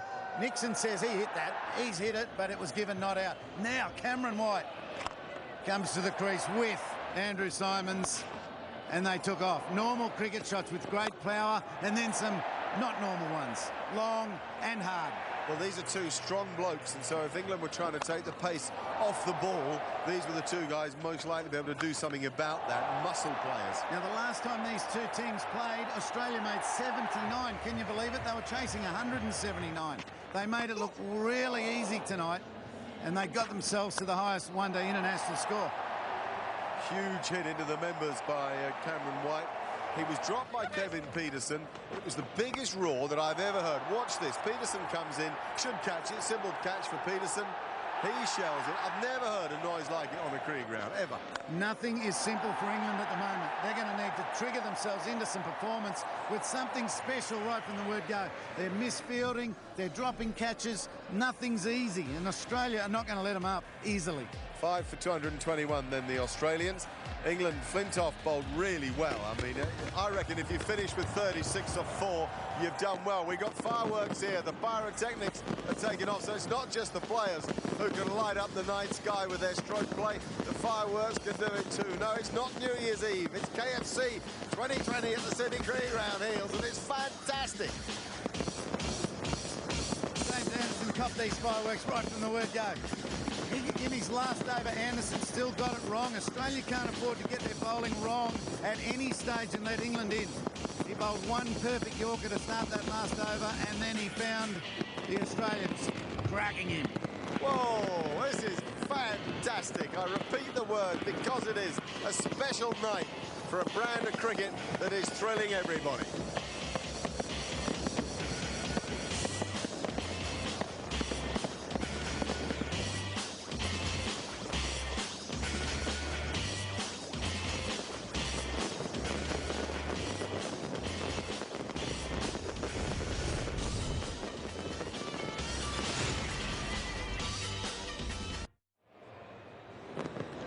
Those are the scenes at the Sydney Cricket Ground. A fabulous fireworks display here at the end of Australia's innings. An extraordinary total made by the Australians. 5 for 221 in their 20 overs. That's a rate of 11.05 an over. That's a heck of an ask for England. Michael Vaughan is going out to open the batting. Remember, he hasn't played any international cricket for more than a year. He's had a knee problem. He's just had a few warm-up games, really, in club matches, Ian Healy. Yeah, he hasn't got enough, that's for sure. Australia are not going to let him up easily. As I mentioned before, they're going to test his knee. They're going to make him run every run, and they're going to field really skillfully, or at least attempt to do so. He is really, really underdone, and I'll bet a little bit insecure about that knee. I'm sure he is. I think he's mighty nervous. That's the other point.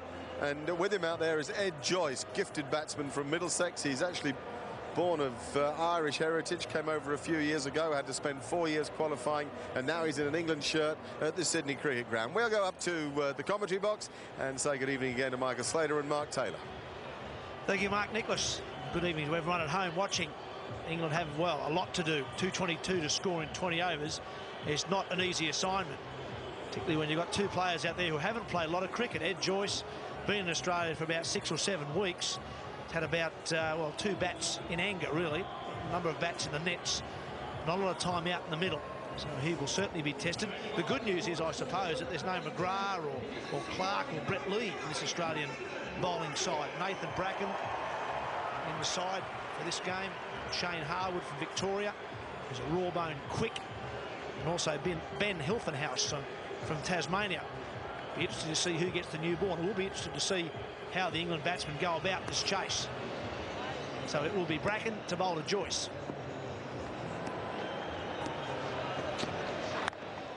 And he's away, first ball. Well, they've got 2 options, I reckon, Tub. They can either slog or they can slog. To try and round up just over 11 runs and over, there's no time to get yourself in. I think the luxury of batting first in this sort of format is that you're not pressured by a total. You're not staring down the barrel at 222. So, and with that, you can sort of pace yourself in some sort of way, like Gilchrist, face a few dot balls. Not that he was trying to face them, but there was only the pressure that he felt, not that target they're chasing now, England. And Vaughan's also away. Yeah, I think maybe for the first couple of overs we might see some of those orthodox cricket shots. That's what I'd certainly like to see. What England can't afford to do is be 3 for 20. I think they've got to make sure that these two at least get through the first couple of overs. They've got an inexperienced bowling attack to face. Ben Hilfenhaus. So no prizes for guessing where he got that nickname from.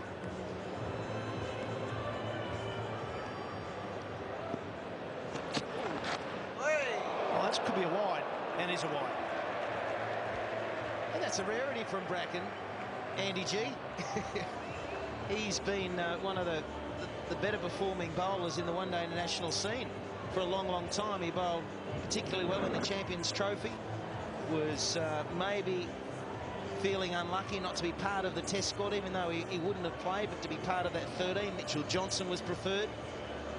But he has got the new ball, or the ability to swing that new ball away from Joyce. Ooh, he didn't want to miss that.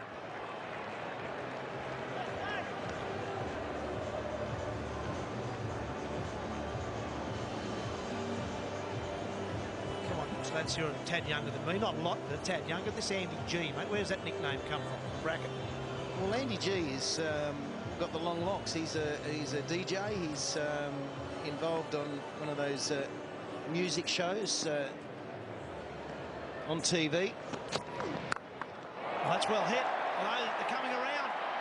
Hussey's the man. He doesn't drop too many. Well, Ed Joyce decided to take up the Michael Slater option, the slot, and it hasn't worked. Bracken's got a wicket. And therefore, South Australia. Joyce has gone for one. 1 for 3, England.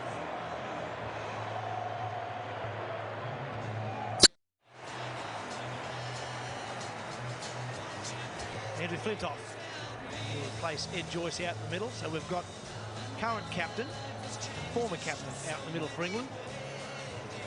This is the reason he's out there. Ed Joyce deciding to go for it while the field's up.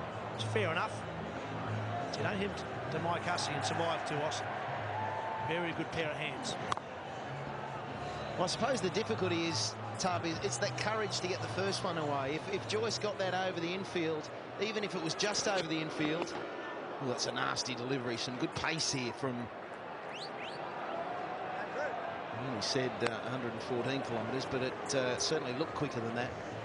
But yeah, if Joyce had got this away, then he's now got the confidence. He's feeling a lot better about being at the crease and is willing to play that shot again. But very hard. The ball was just starting to tail away from him, and I think that's why he took the wrong option. He was probably better trying to hit that ball a bit straighter. But early breakthrough for Australia, exactly what they needed, and the worst scenario for England.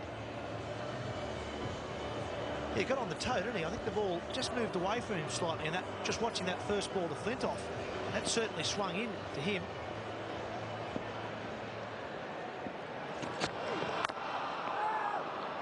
It's an excellent first over for Australia. England 1 for 4.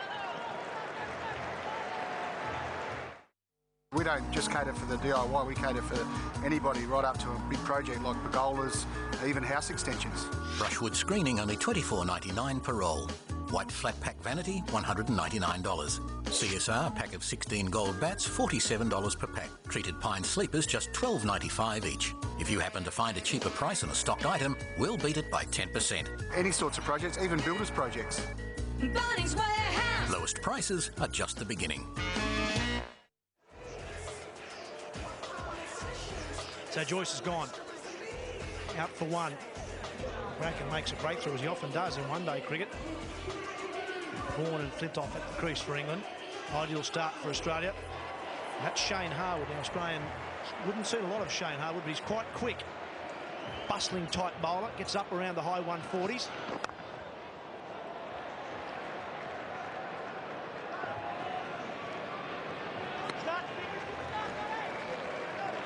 Harwood is from country Victoria. He's from Ballarat, and when he first arrived in Melbourne, Shane Warne was a big rap and still is. He's been around stickers for quite a while now and terrorised a lot of the Australian batsmen in the country.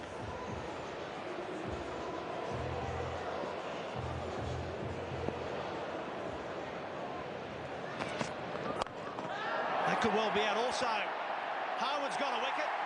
White's got a catch, and England now have slumped to 2 for 5. I mentioned he was a bit sharper than you think, Shane Harwood. And that was on Flintoff a lot quicker than he thought. He departs for a duck.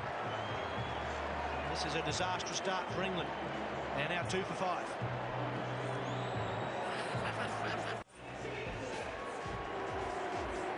Kevin Peterson is batting at number 4 for England. We certainly believe he should be. I bet you he wasn't hoping to come in at 2 for 5, though. It's going down the non-strikers end. They crossed with the dismissal of Andrew Flintoff. Well, if you think it Joyce got out in his third delivery going for the big one. This is the second delivery that Flintoff has faced, and it hurried him up. Hit right up high on the bat in the splice. First delivery to Vaughan from Harwood, and that one just pushed into the offside. So, yeah, the worst scenario for England, really. Going for it maybe too early. They can't hang around for too long. That was, I suppose, Flintoff thought that's a regulation pull shot, but he wouldn't have played against Harwood before. A bit of extra bounce, that pace, and the easiest of catches. How about Shane Harwood? Waltzes into the Australian cricket team. Wasn't even thinking about playing yesterday. Wicket second ball. Oh, that's a beautiful hit. Two bounces and smashed into the pickets. Well, that's why Vaughan was such a big loss during the Test series. The previous Ashes series in Australia, he was the main contributor to the batting England runs because he can play these shots, the pull shot, the cut shot, and that was as good as you'll see.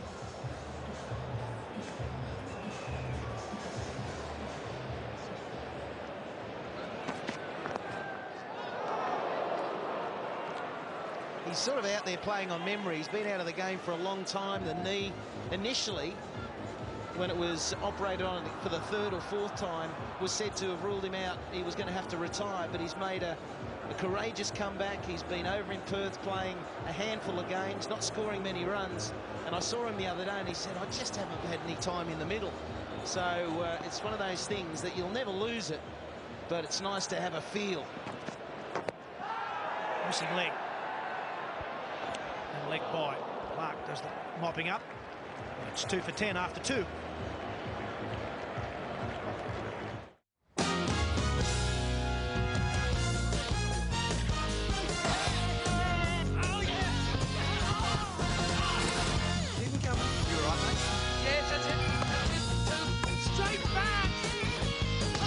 Start training to become a beach cricket legend, and you could win a trip for 4 to the West Indies.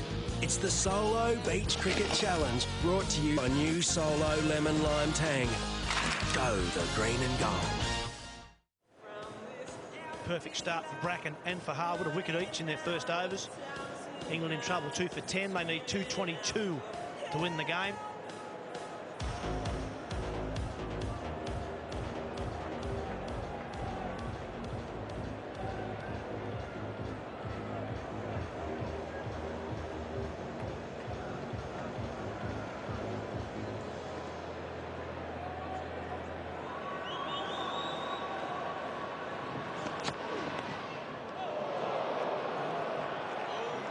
Vaughan. Man on strike. Just looking at that pull shot he played last over. It was a beautiful shot. Raced away for 4. Just want to see if he had a little stumble afterwards. Remember he had a knee operation. Just there. Just wonder if he wasn't taking some weight off that right knee. It's the knee he's had some problem with. I just wonder if he wasn't just going easy on it there. Here's a chance if he hits. No. Doesn't throw. We've got Ponting and Gilchrist out there wired up. Ricky Ponting, we haven't spoken to you tonight.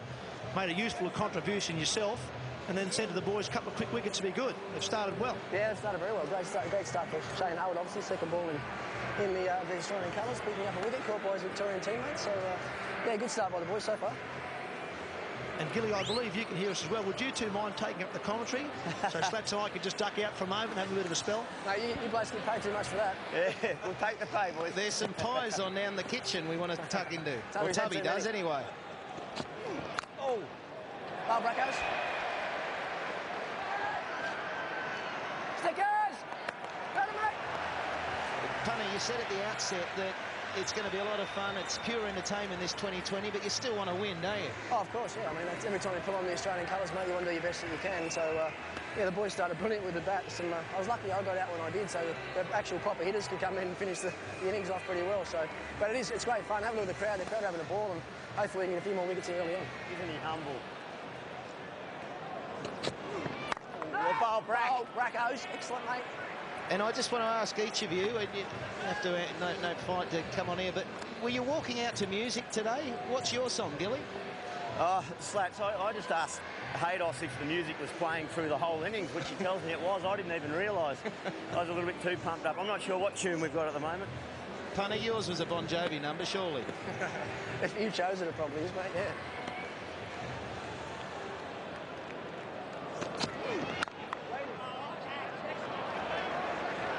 It's good bowling from Nathan Bracken. Bowling a good, tidy line one side of the stumps. What he's saying to the batsman is you're going to have to hit good shots to bring up boundaries. That's what England need. Into the third over already. Only 12 runs on the board, which is an absolute ideal start for a bowling side. Anything under around about, I'd say, 7 runs and over is a good over for a bowler.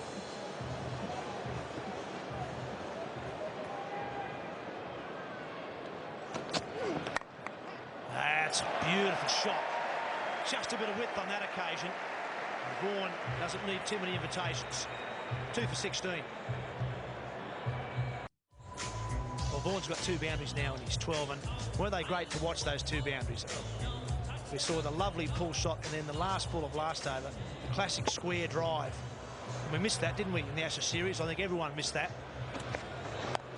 Harwood again. This time he's put away. Tries the short ball, but Peterson's up to the task. Yeah, and 2 guys who are very capable of playing the pull shot consistently well. Peterson gets that first one away, and Harwood's just going to have to watch this length. He likes banging them in. He'll always try and surprise the new batsman with this sort of deceptive pace. On occasion, though, Peterson able to get off to a fly, his first boundary. He's 5 off 2, and it's this partnership for the next sort of 10 overs that needs to take shape. And now over mid-off. That was stand and deliver. 3 bounces and into the mid-off fence. Well, he can play that role. KP, he's got the most unusual style at times, but then he'll come up with a perfect orthodox strike. This, he just opens up that front leg, doesn't get anywhere near the ball, just crashes through the line. And both the batsmen are thinking, well, Australia can only have 2 fielders out for the next sort of 2.4 overs. Oh, it's a good change of pace. And in the end, a nice piece of adjustment from Peterson as well. This is good cricket to watch, actually. You've got a guy who's, well, he's not young. He's 32 years old, Shane Harwood, but England would not have seen much of him. He's come in, he's tried a couple of short ones, got Flint-off caught. Peterson said, righto, it's not going to work with me. I hit you for 4. And it's a beautiful shot over mid-off, and now a slower ball. Seeing ideal 2020 cricket. Bowler changing his pace and length. And Peterson looking to smash him to the boundary.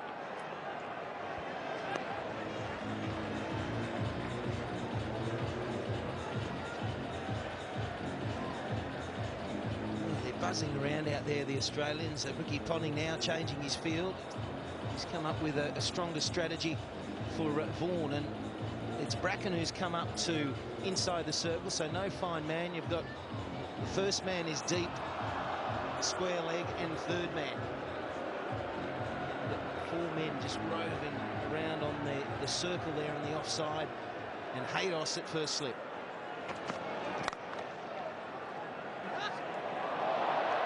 Through, it's beaten Mike Hussey, came back for 2, and they've got it. Well, we don't see that too often. Very well balanced fieldsman, Mike Hussey. Good catching hands, good mover, and also a pretty good arm. Slight fumble on that occasion. England did well. They got 2 for the fumble. Good pressure with the running. They had to go. It was testing the knee of Vaughan, and that's what created the misfield.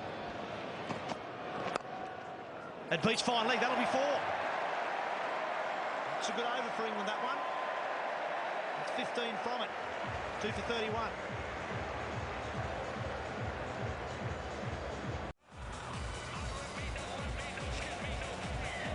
It's good over that last one for England. They needed it badly. Got themselves up where they, well, approximately need to be at this stage. 2 wickets are a blow. 2 guys at the crease now. Very fine players. Great to see Michael Vaughan back in the England side. And a slower ball from Bracken. They might look for 2. It's coming. Here's a chance. Good throw. He's gone. Hits the stumps. That'll be gone. Peter Parker's calling for the third umpire.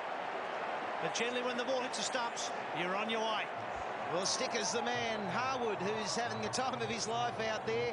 He was interviewed by Ian Healy earlier, and he said, no, I love bowling in these sort of games. The pressure's on you. And in that first ball after getting down there, he would have been puffing a bit. The throw comes in, direct hit. He's in trouble. He's in all sorts of strife. Gonski, 2 for 32. That is a brilliant piece of fielding, that. If that throw had gone to Gilchrist, I'm not sure there would have been a run out. The fact that it was a direct hit found him well, about a half a metre short. Brilliant from Shane Harwood, and what a blow for England this will be. They're going to lose Peterson on 11. There he goes. It's now 3 for 32.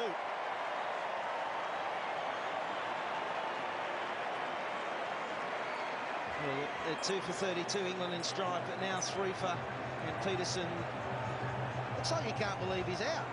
I don't know what, he's turning around looking at the replay. Well, here it is for all you folk at home. Brilliant fielding, got rid of it so quickly. I'm not so sure if that'll make Kevin Peterson feel better or worse. He stayed on the edge of the circle, watched it, and then said, well, I am out. I'm a bit of jog off. I've got that wrong as well. Big cheer from the members as well. That's a big blow. It's those direct hits, isn't it? Like, as a batsman, often you feel you're just in, but if you feel you're just in, often you're just out. Powerful throw. As I said, he just finished bowling and had to turn around with that brilliance in the field. Even Peterson's desperation couldn't save him. So there he goes down onto the rope there. Sticker's getting all the applause, and he deserves it. Ian Bell is the new man. Hey, what a start for Shane Harwood. Wicket with his second ball. Andrew Flintoff, see you later. And now I've just run out Kevin Peterson from the boundary, the direct hit. Brilliant start for his international career. Here's Bell. There's an edge. That's 4. That's a good form. Oh, it's a good shot to play in any form except when you're wearing white-coloured clothing. That's right. You're pretty safe in 2020 cricket. There's not going to be a slip fieldsman in the 5th over. It's with genuine edge. He might have genuine edge, but you can say a perfect shot. Nice way to get off the mark. He'll take them. You look at how he opened the face there. That's what you used to say when I was batting with him. He said, that way I ran that through second slip. That's a genuine edge, Slats. Genuine. Reminded me of the way he used to run the ball down to third man. Geez, you're harsh.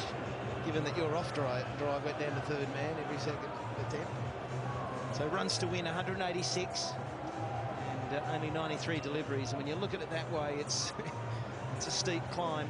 7 wickets in hand. It's the 3 early ones. They only wanted to be sort of 1 down at this stage, but you never know. There's a man out there. It's Andrew Simons. I thought about 2. That would have been suicide.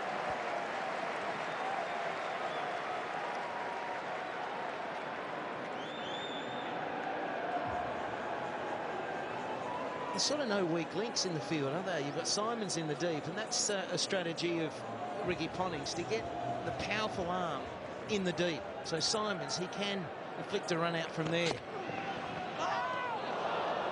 Good slower ball from Bracken. Not easy for Michael Vaughan in this situation. I mentioned he's just come back into cricket in general, not just international cricket. Hasn't had a lot of cricket full stop in recent times. He looks in reasonable form to me. We've seen a lovely pull, drive. What he doesn't want to do now is throw it away and miss out an opportunity of spending some time in the middle and hitting a couple more nice shots.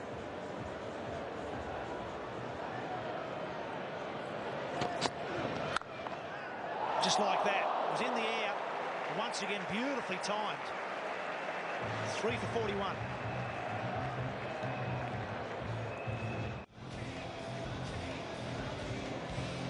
Five overs bowled. We now actually have a match. A minimum of 5 overs have to be bowled to constitute a match in this form of the game. 3 for 41 England, 8 runs per over, and that's behind the run rate at this stage. That's how difficult it is. And this is Ben Hilfenhaus from Tasmania. quickish outswing bowler. Got a single for that. Like, look at this guy, gets in really close to the stumps, does Hilfenhaus. Slightly unusual action when he lets the ball go, but he does get in close and he can swing it away from the right-hander, just like that. Yeah, a good seam. It was perfect for the away swinger. He reminds me a bit of Harwood in his stature, the way he delivers the ball. It's a good shot. Should have just chipped back over the bowler's head. Once again, Michael Vaughan giving the full face of the bat. It's one thing he's done throughout his career. Just to give you a comparison, after 5 overs, Australia were 1 for 52. So England not that far behind from a run perspective, but it's the 2 extra wickets. Michael Vaughan is looking in good touch. He's a very orthodox player, Vaughan. I don't know where the real big shot's going to come. If Australia bowl a tidy line and length, he's not a great improviser. Technically he's sound, and that's why he scores so heavily in the longer form of the game. But it's when he needs to improvise that he might just struggle a tad. No ball called. This won't be out. It's taken by Michael Clark. What it will be is a run for the no ball. It'll be a run for the fact that they took a single, and it will be a free hit now. And my understanding is that the field's not allowed to change, although Ricky Ponting's got his hands in the air.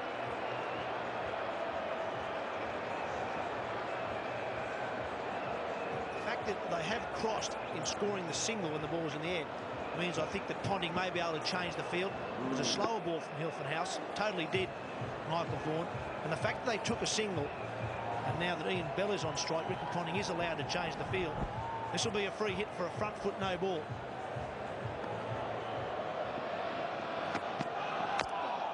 And he's got what he wanted. Not where he wanted it, but he'll do. That's 4. He got off the mark with a genuine outside edge through his first or second slip. That's your old French cut. That's your perfect shot, particularly when it's the free hit.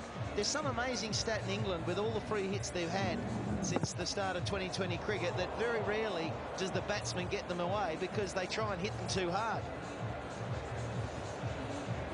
Take that one as well. 10 off 5 deliveries, Bell.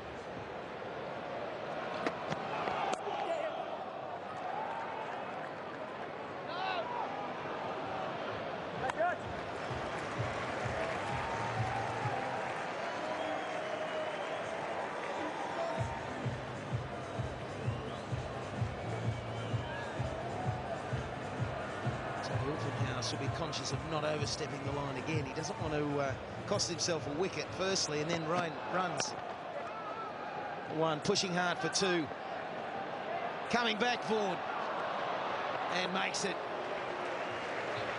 6 overs gone. It's 3 for 53.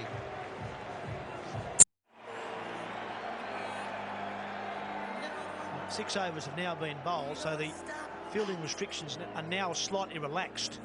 England are behind by about 20 runs on the comparison at this stage.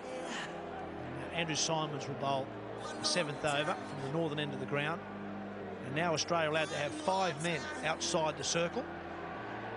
So it's the same as the same laws as for the one-day cricket without when the power plays aren't in. You don't need any catching men as such, and you can have 5 men outside the inner circle there.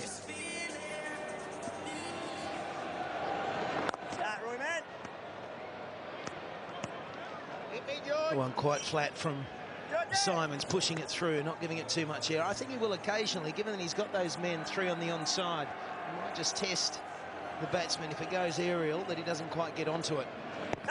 That's very close indeed. That is out. That was a quicker one from Andrew Symonds. An attempted reverse sweep from Michael Vaughan, premeditated, and he premeditated on the wrong one. Well bowled from Symonds. A lot quicker, flatter, and a lot straighter. Ball 54, Vaughan is gone. Absolutely plumb. Nothing wrong with that.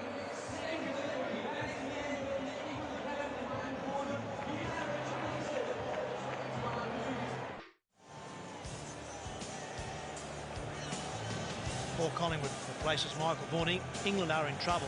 4 for 54. Vaughan looked in reasonable touch, made 27, 4 fours, but he's now out. Flintoff, Peterson and Joyce all out along with Vaughan.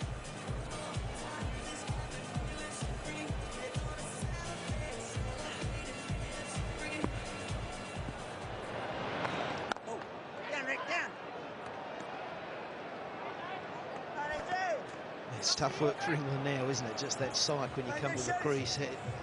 Just got to go for it. The run rate required is up over 12.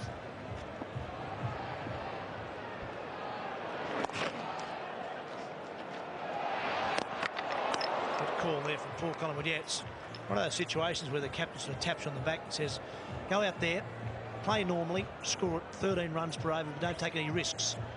Good luck.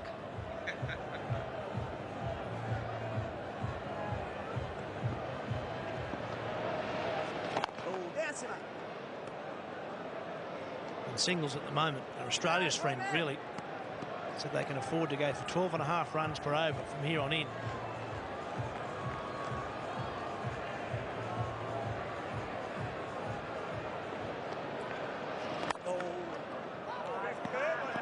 Corner wicket for Simons in his first over, 4:57.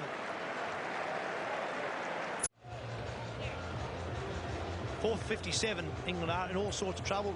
Ricky Ponting now has got plenty of ideas because Australia are going well.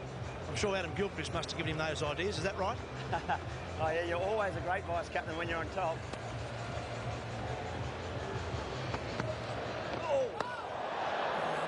And Gilly, tell us a bit about Hilton House. You've probably seen more of him than most people around Australia. Look, I tell you what, I haven't. I faced him for the first time in the nets yesterday. It was the first delivery I've seen him bowl, but look, in his first over here, he's looked really impressive. He's actually swung the ball away from the right-hander at reasonable pace, so encouraging signs. Hit! Well, hit here's he's gone. Oh no, he misses. Punter. Righto, Gilly, we know that you want to be a commentator, mate. Can you run us through the next few balls? I'll have a go at it. I've just suggested something to the captain there, and he's ignored me totally. But yeah, I think. Well, here he goes. He's with me now. I called for the slip to come into place. As I said, he's just shaping it away nicely. So mid wicket's now open. We'll see if Bell wants to attack that short boundary.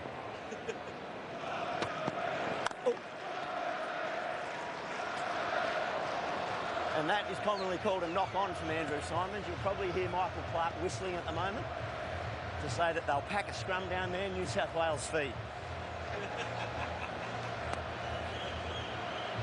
Just a little bit of the games these boys play out here to keep themselves sharp, and they're in pretty good nick, these fielders, at the moment.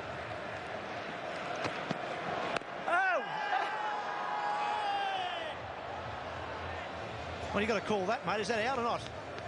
I thought it was pretty close, but I didn't want to deafen everyone in the Australian living rooms at the moment with one of my appeals. So. And you never appeal either when it's not out, is that right? Only when they're out. Look at that replay, just probably sliding down leg, but I'd say Hawko would have it clipping the top of leg. Oh, get up! Oh, got it. Good lead, Gilly.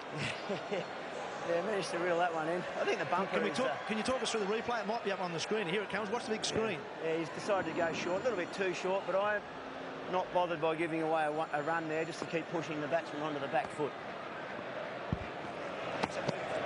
Oh! Work punt. Gilly, that flick of the heels, mate, is that something you practice leading into these sorts of games when you take a ball like that?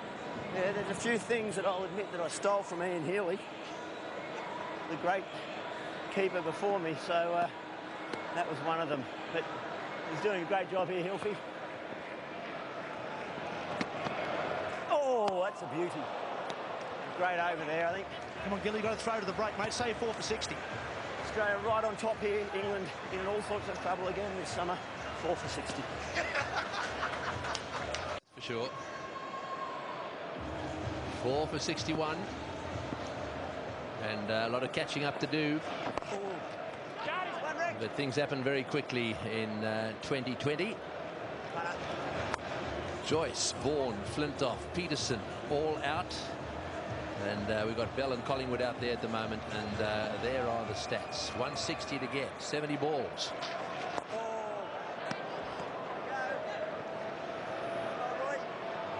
We need some 4s and 6s here. We need some real lusty blows into the outfield, into the gaps. England going at 7.5 and over, and just not in the race. That's the difference, really. Australia's 11 and a bit and over. Breathtaking. And it's because of that powerhouse front 6, and then a guy like Cameron White comes in way down the list and hits it like he did. There isn't any hitting strength in the world game like Australia's. None.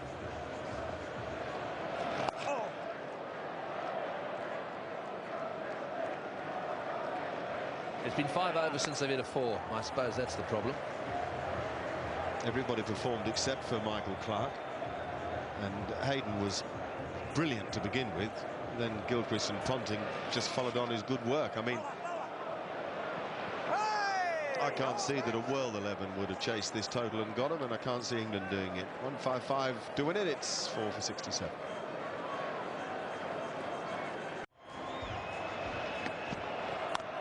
Right, that's the sort of shot we want to see. A few of those into the gaps.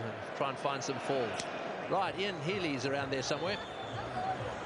Yes, Greggy, I'm down in the crowd, in amongst the new crowd of cricket fanatics that are here. The KFC 2020 has brought lots of new people here. It's a magnificent evening, but the atmosphere is unbelievable. We've got Zorba music going, we've had dueling DJs, and they've had plenty to cheer about, although at the moment the English batsmen aren't doing a whole lot.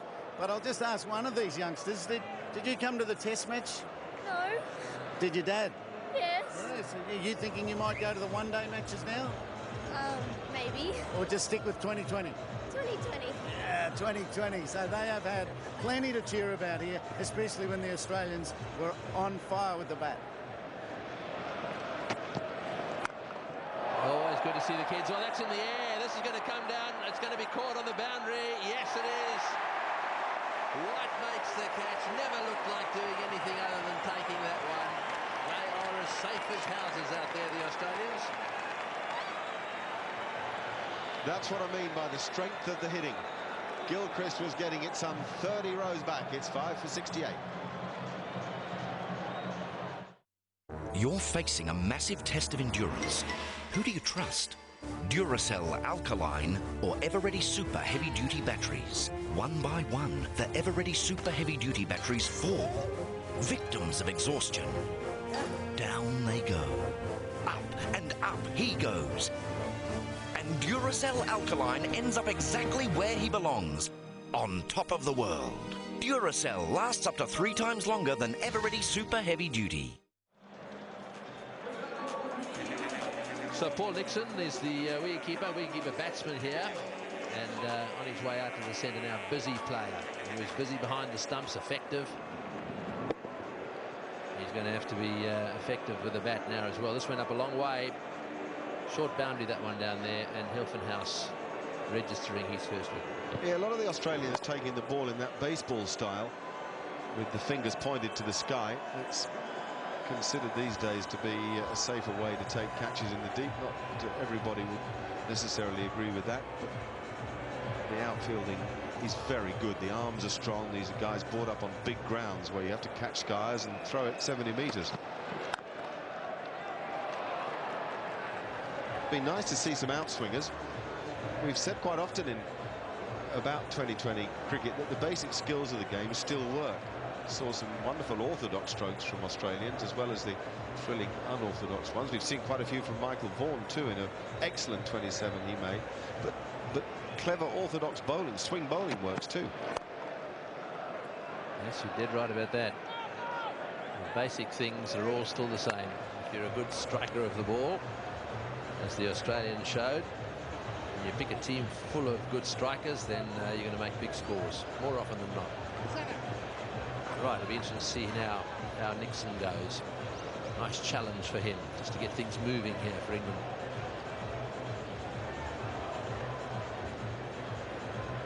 It's England's predicament. And a wicket each for all of those Australians used thus far. Haven't seen Brad Hogg yet. He's off the mark. That's 5 for 70.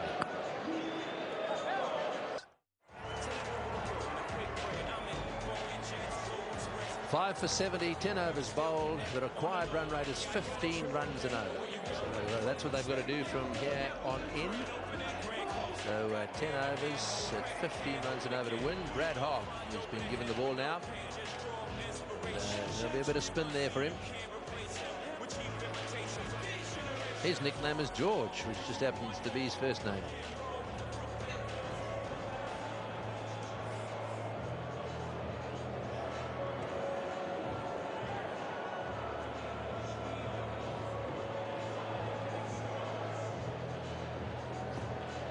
Right, so here we go. Let's see what he can do now. Got a very good wrong-un. Straight away into reverse sweep mode.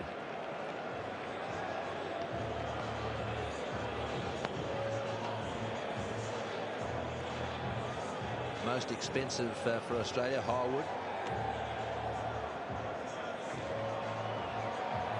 10 and over. The rest of them actually all quite tidy. Bell having a look around, trying to find a little hole somewhere. We know that he can use his feet. He likes to get down the wicket. Yep, England going at 7 and over, so it isn't a disgrace, but the problem is it's compared to the Australians. Just thinking about the Australians' top 6, and you'd certainly have 4 of them in a World 11, if not 5.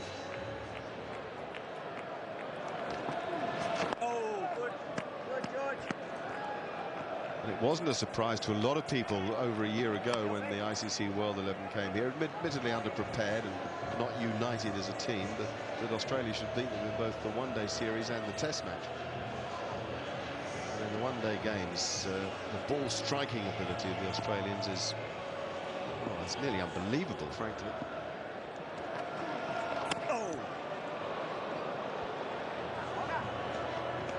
That's 2 he's had a go at in that reverse sweep style.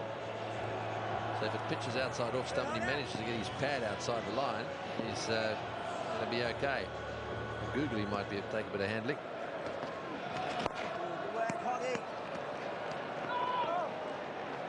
Well, the reverse sweep's an odd option for Paul Nixon, actually, because the stronger field is on the offside.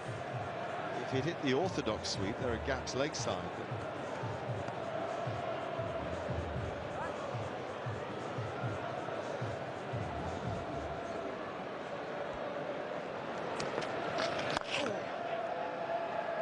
Not a bad over, really. He's kept it right up there.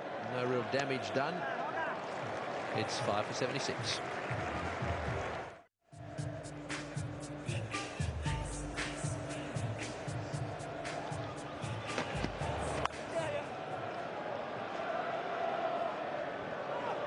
Oh, in comes the throw. Darren go for a second. Simon's on the end of that throw. He lets them rip. What a great return from Simons, bouncing it about 20 metres short of Adam Gilchrist, and it's coming in at about half stump height, skidding off the deck. Great to see Simons in the deep rather than in those saving one positions. He's quite brilliant anyway.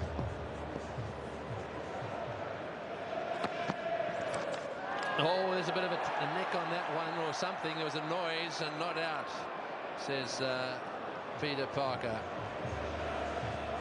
A smile on Nixon's face. He did something.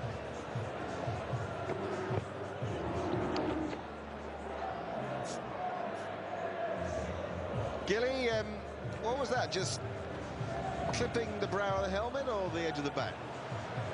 I only appealed because I thought it was bad, I promise you. Ooh. That's my boy. Actually, I think you might have been right. It was bat or helmet. They have just shown the replay on the big screen, which is a bit unusual, but Nixon gave the indication it was off his head. Which all good batsmen would say that, rather than flare the situation up.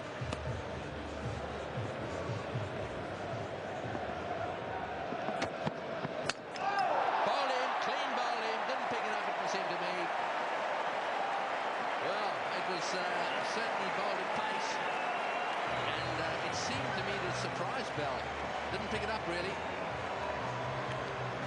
Bell's reaction gives that away. The high full toss. Ending up at half stump height, but he's played all round a ball that just swung a bit probably. I don't know whether it's that, but anyway, he's a goner for 22. Ian Bell, it's 6 for 78.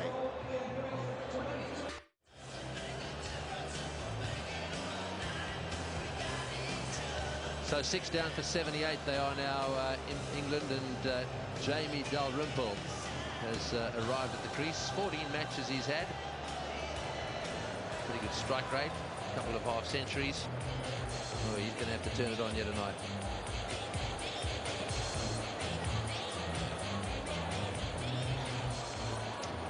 It's the end of Ian Bell playing round a full toss. He made out as if he didn't pick it up, but in the end he missed it. And Hilton House has looked handy. He swung the ball quite late. Look at that. Just like that.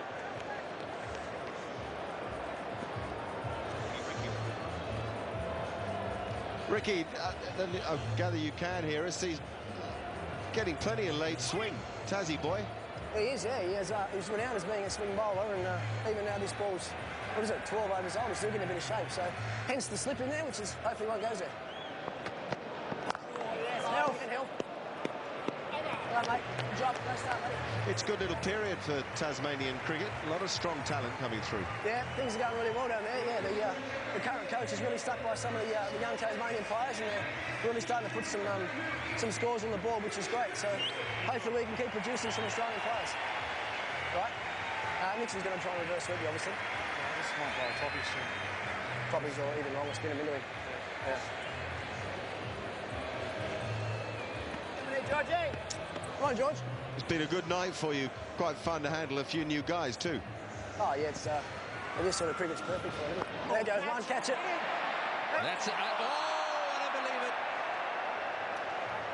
Well, it certainly has been a good night. That's the first little slip up, really, from an Australian point of view.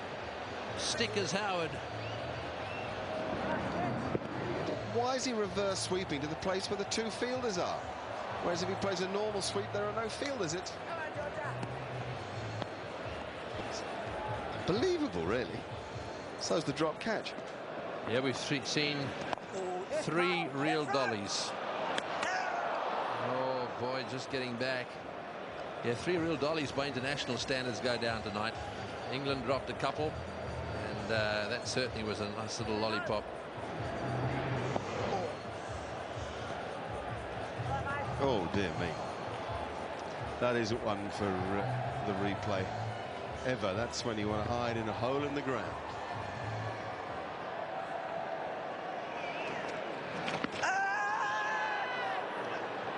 Oh, and whipping it back.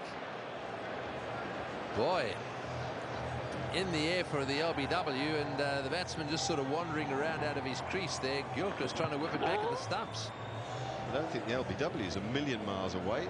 He'd have been all right on the run out front. Hit him on the full.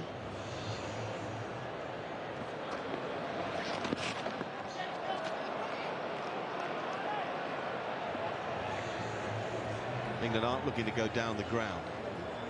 I've really seen anybody except Ian Bell once or maybe twice use their feet, look to hit back past the bowler or over the bowler's head.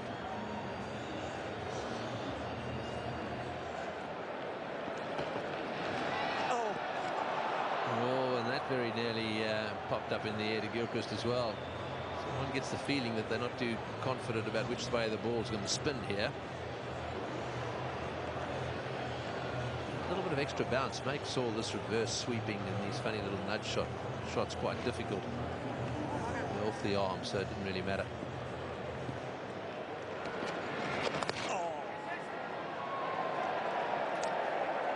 And there might be any stopping that. 4 it is, and it's 6 for 84. 6 for 84, 13 overs have been bowled, and the required rate is now blown out to 19 and over.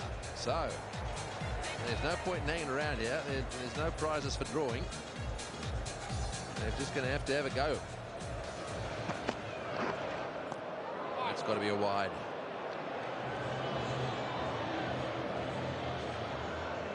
Lewis, Anderson and Panesar to come. That's the order we've been given. I suppose absolutely anything could happen in respect of that order. One thing we do know, they'll enjoy seeing Panesar come onto the ground. Great favourite out here this year.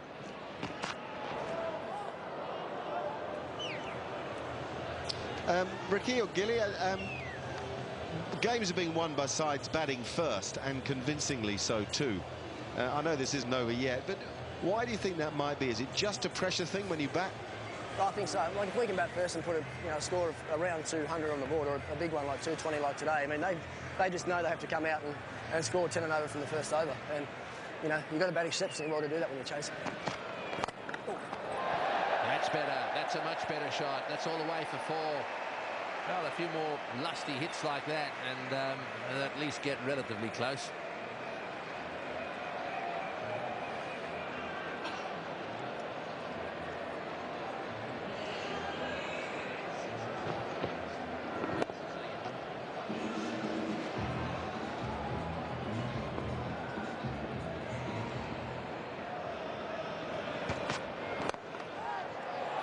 Dropped it. Well, that was a little bit more difficult. Don't often see Hayden drop him.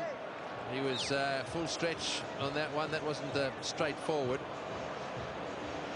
That's 2 down for Australia now as well. Yeah, I mean, he'd catch that. Oh, certainly, I reckon 8 out of 10, if not 9. And we've seen 4 catches go down tonight. That you'd say that another night you'd see him comfortably caught.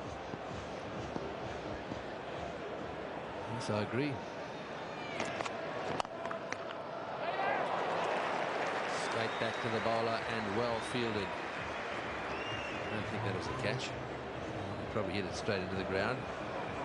Simon's doing the right thing by the young fans.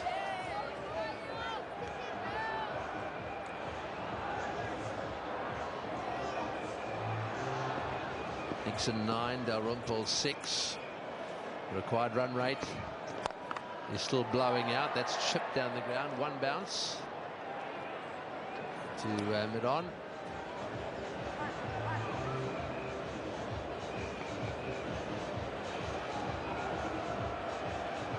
They started to go wrong, didn't around about 5 overs. They were at least heading in the right direction. Then they went for a long period just with singles.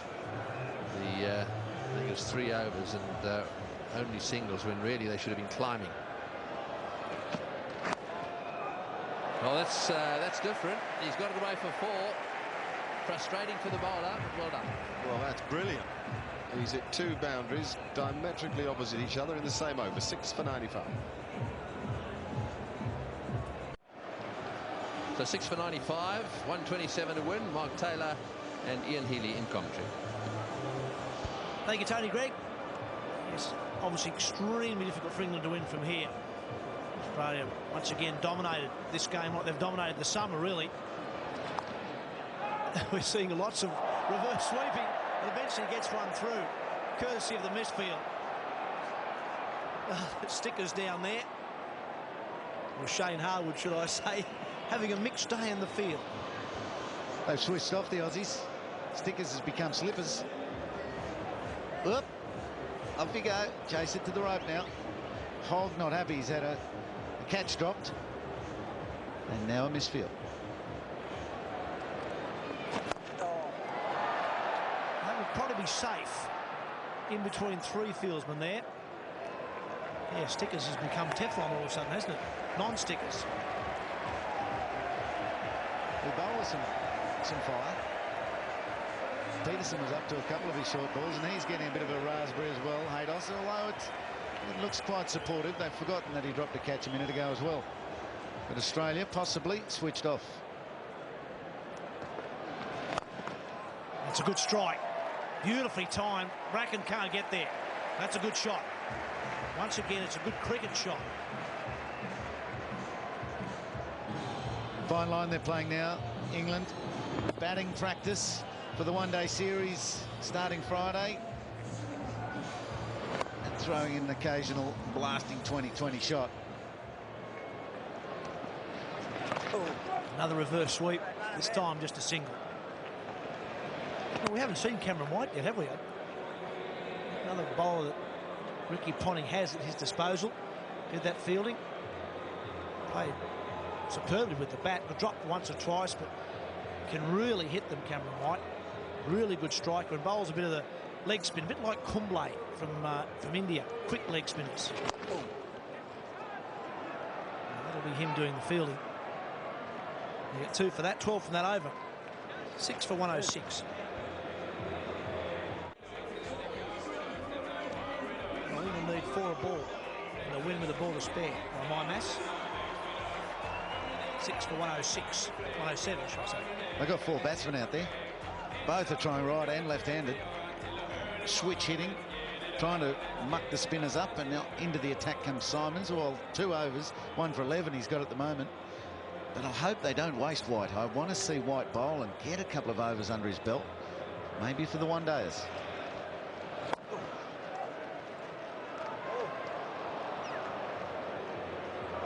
Well, it'll be interesting watching these 3 spinners we're talking about as they make their way through the Commonwealth Bank Series. Simons, Hogg, who just fielded that ball, and Cameron White. 3 different spinners. You've got Roy Simons there, who can bowl the offies, can also bowl some medium pace. Cameron White, who, as I said, bowls some bouncy type leg spinners. More like top spinners. He's not a big turner of the ball, but he's in that Kumble mould where he drifts the ball in towards the stumps and gets a bit more overspin. And you've got Brad Hogg, the left-arm Chinaman.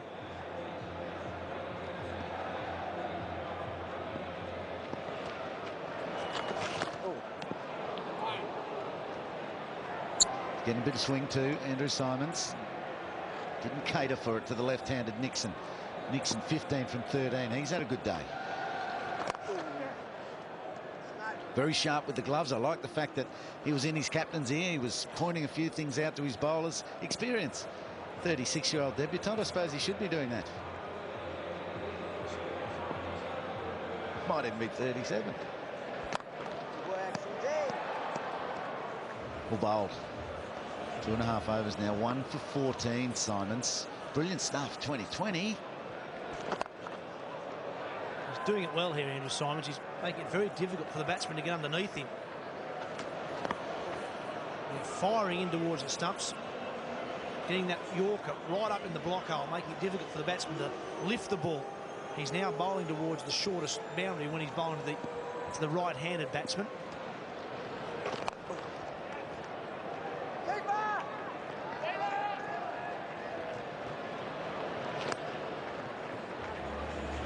Gets through his overs particularly quickly as well. Andrew Simons already back at his mark, ready to bowl as that throw was coming in. Oh, he's got that away. He's got the reverse sweep fine enough on this occasion. Hogg will track it down. And they'll get 3. 8 from the over. 6 for 115. Tough here. I've got the batsman with him. Well, it's a very tough situation now for England. They need a run rate of 26.75 runs per over. Cameron White, this is the right arm leg spinner I was talking about last over. Bouncy type bowler, not a big spinner of the ball.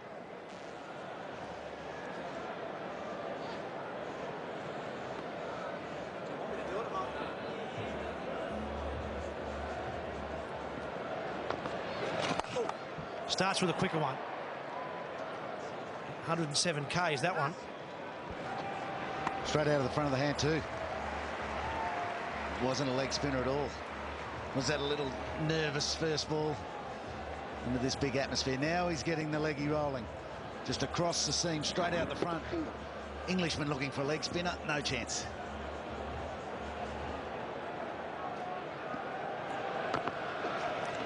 Toss that up. May well have been a wrong one. In the end, it beat everyone. And actually given us runs, so maybe a little edge there. No chance. It was a wrong. Look at it. Top spinner. It's going to grip a little bit. Bounced. Too much for everyone. Oh, there certainly is some turn there. It's, once again, it's more overspin than actual side spin. Ball bouncing. A little bit of side spin, but lots of bounce. And that's what you'll see with with Cameron White. That's well placed. That'll be 4. One bounce over extra cover. It's well hit. It's been like this all day. Missed chance, then a boundary, and I suppose that's 2020. You cannot afford to miss chances because they don't ease up at all. Every ball is a contest, and generally it's looked at a smashing. Reverse sweep. Simons can't get there.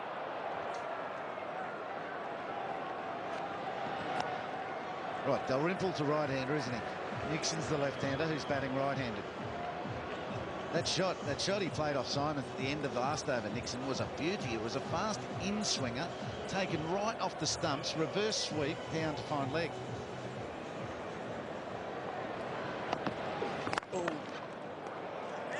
That's smashed to the sweeper. Matthew Hayden out there, 9 off the over. 6 for 124. So 98 to win for England from here on in. Only 17 balls left. First ball of Andrew Simons' final over. He's bowled well. No great surprise that he seems to enjoy this form of the game. The game tells you how you've got to play, and he likes just going along with that ride. I think they've got to look at maybe playing this game in quarters. Oh! So we've got 2 sort of run chases. Each team, the first team bats for 10. Second team chases those 10 down. Then the first team comes back in for 10 more. Is there a run out? Oh, no. And no one's backing up, so they'll come back for 2, maybe 3. No, House has got it. So maybe this break up, the big run chase by the side batting second, it seems to be a bit too tough. It seems particularly difficult in this country. That'll be a wide. We've had 9 domestic 2020 matches so far this year, and every game has been won by the team batting first. It's in the state competition. It looks like it's going to be 10 from 10 when you add this game. Yeah, something to address there. Can there be something legislated, or is it just the side bowling first? It's got to be better. Once again, that's very close, and once again it's out. Almost. Well, umpire Bob Parry at square leg is calling for the third umpire, but it's not required. Dalrymple's out LBW. Peter Parker's already given him out, so you can't get out twice to the same ball. He's got to go for 32. England now 7 for 127.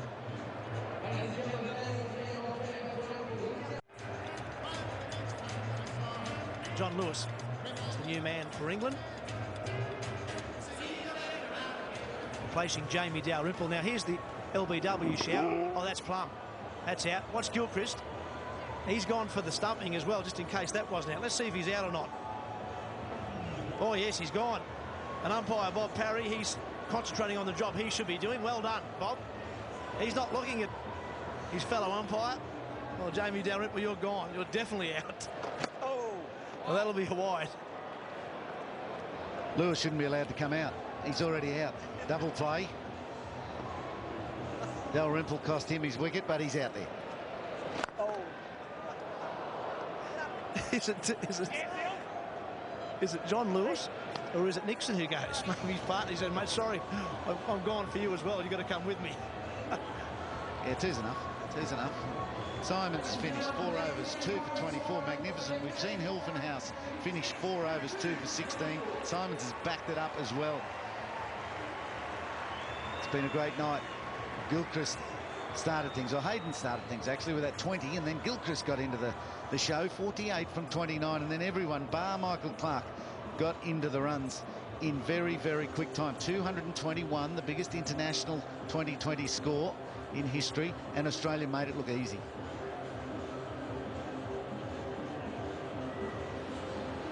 Yeah, so 2 overs left here.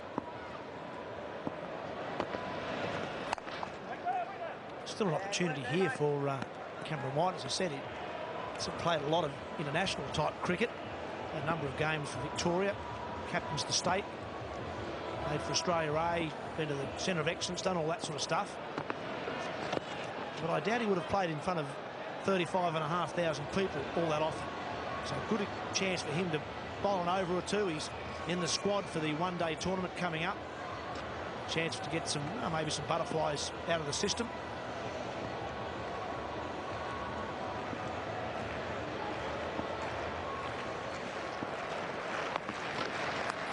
Oh, it's well taken, that. That's a brilliant catch from Gilchrist. It's a nonchalant catch from Gilchrist, but it's brilliantly taken. And Bear picks up one. Leg spinner, who showed us everything. Top spinners, wrong-uns, out of the front of the hand, faster balls. This one, flighted leggy, outside off, gets Lewis into the shot. Gilly, did you go with that edge? Didn't think I went far enough, but luckily a little bit of webbing there. But never admit to that, mate. Never admit to that. White's got a few past the bat first over. He has. He's looked good too. It's very exciting with these young guys coming in. Obviously, the reality of it all sets in on Friday when the real stuff starts. But to have this these young guys debuting in this format, it just gives them a taste of it, and it's just interesting to see how guys do start their careers. And you know, some it's the cutthroat competition of Test cricket, and then others one days, and now the new age are going to be in 2020 cricket. Very exciting. Monty coming in, mate. But other than yourself, of course, mate, has it got a bit slippery down there? Like Hayden dropped one, Stickers, Harwood dropped one. Is it Dewey down there at this stage of the night? Yeah, Haydos came in and said that it just literally slipped through his hands. It is a little bit sort of humid and creating a little bit of moisture around. So, yeah, we'll no doubt be practicing a few of those high balls and low balls from John Buchanan during the week. Right, I see if you can't pick Monty up now. Watch out for Once again, a big thank you to Adam Gilchrist, who has taken our questions all night, batting and fielding. Oh! And Monty's away. Another big cheer from the crowd. So much for leaving him out of the first few tests, Monty Panesar. He's been well and truly up to his cult status that developed in England and now in Australia. It's not as if we weren't trying to talk to the English team. They've got to find something for Friday because they declined to talk to us through the night in just boundary side interviews as well as on the field, other than Michael Vaughan. Oh! So we have been trying to bring that balanced view. I would have loved to have heard some English accents. Talk to Paul Nixon. He loves a chat from behind the stumps and just hear those English accents and how they're approaching the game, but not to be. You tell me one keeper who doesn't mind the chat from behind the stumps, Hills? Struggling. None. None's the answer to that. You know it. That may well be out. Simons lets it bounce. Another successful over from the Bear. 8 for 131. Shane Harwood's going to bowl the last over. That's well hit. That's the way we like to see it. 14-1. 6 is hit by Australia v England. Got themselves to 137 here. This is what Nixon's in this team for, and probably the one-day international team. His lower order hitting. He's been in good form with the bat. He's an awkward customer, playing those double-handed sweeps, and now Harwood changes to round the wicket. The Aussies giving away nothing. We've still got 85 runs and close to it to play with. 5 balls remaining.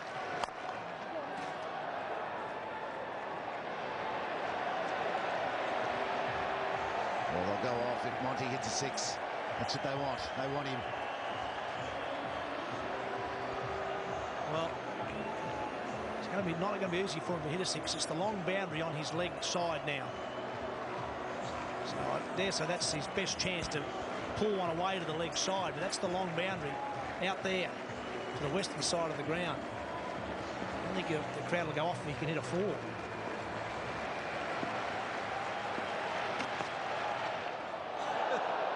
Oh, there's trouble here. All sorts of trouble. He's going to be run out. And he runs off. We're going to lose Monty. Run out. You could do a quick lap. This is good bowling. 135 Ks. Panesar looking at something full, but gets nothing. Gets it around his ears. Harwood takes out middle stump at the non-striker's end. Nixon, for some reason, thought that was a good idea.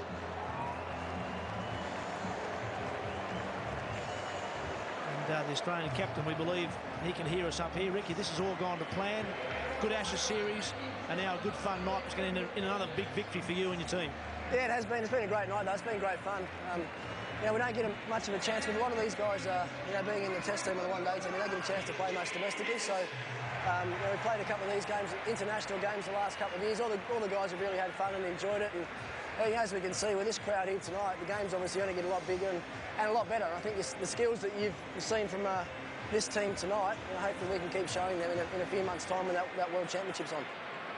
Well, you've got Ben Hilfenhaus just walked past you there, Cameron White. You've got Shane Harwood, although he's not young, sort of making his debut in the Australian colours. It must be great to see those sort of players making their way into the side and performing here in front of, well, 30-odd thousand people. Oh, obviously, I mean, and this is probably just a bit of a starter, a bit of a taste of it as well. You know, hopefully through the summer, these guys will get a chance to play some, you know, fully fledged one-day international cricket. I'm sure they do a good job there as well. As you've seen by their skills on show tonight, they've been terrific.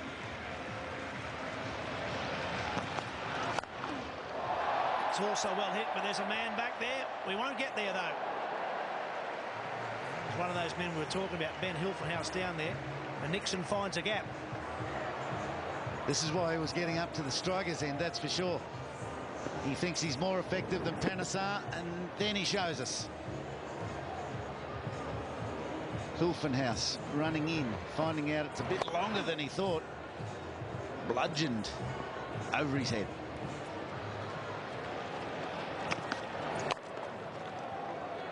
It's a good Yorker. Follow up from Harwood. This will be the final ball from the over. Final ball for the match from Shane Harwood. So Australia are going to win this game and win it comfortably.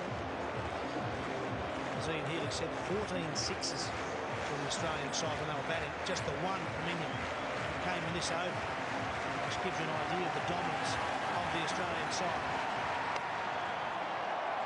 It'll just be a single to James Anderson. That is another comprehensive victory to Ricky Ponting and the Australian side.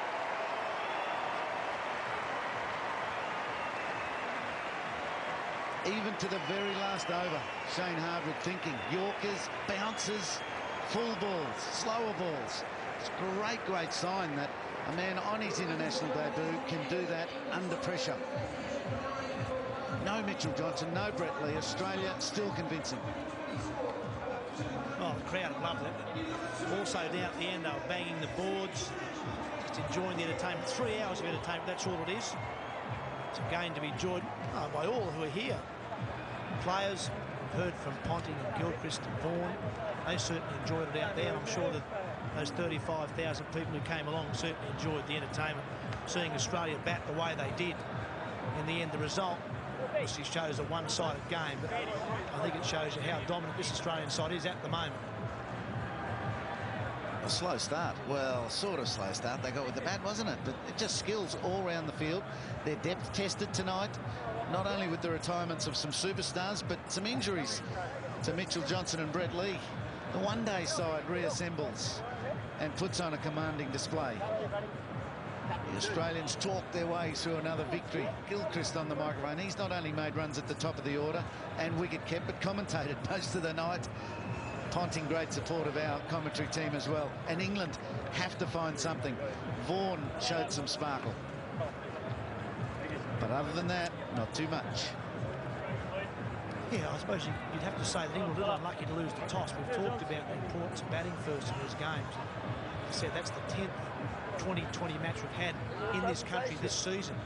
If you include the 9 domestic games, they've now all been won by the side batting first. So it definitely does seem to be an advantage, quite a big advantage to the side batting first. So once again, the England luck wasn't in tonight. Batting first may have certainly.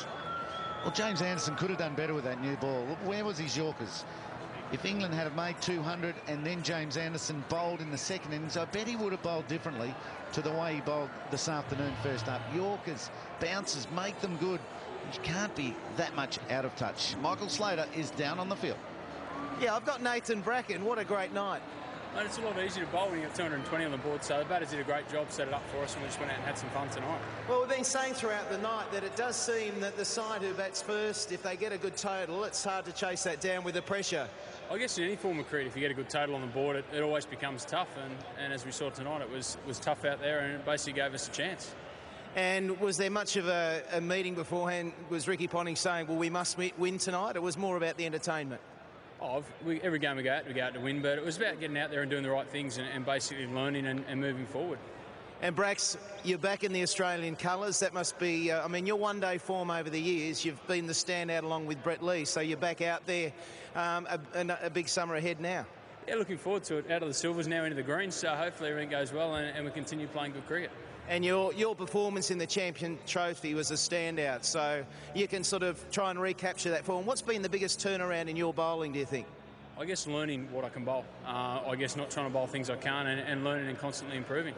Thanks for your time, Brax. Well played. No worries, thanks, mate. Cheers. Yeah, and a big thanks to all the Australians and to Michael Vaughan there, who was also wired up throughout the match and took a number of our questions from the commentary box up here. Looked in reasonable form to me, Michael Vaughan, in scoring his 27. Dalrymple and Nixon also played well down the order, but all out, 9 for 144 in their 20 overs, some 77 runs short of Australia's total. And with that, we'll take a short break and we'll bring you back to the SCG.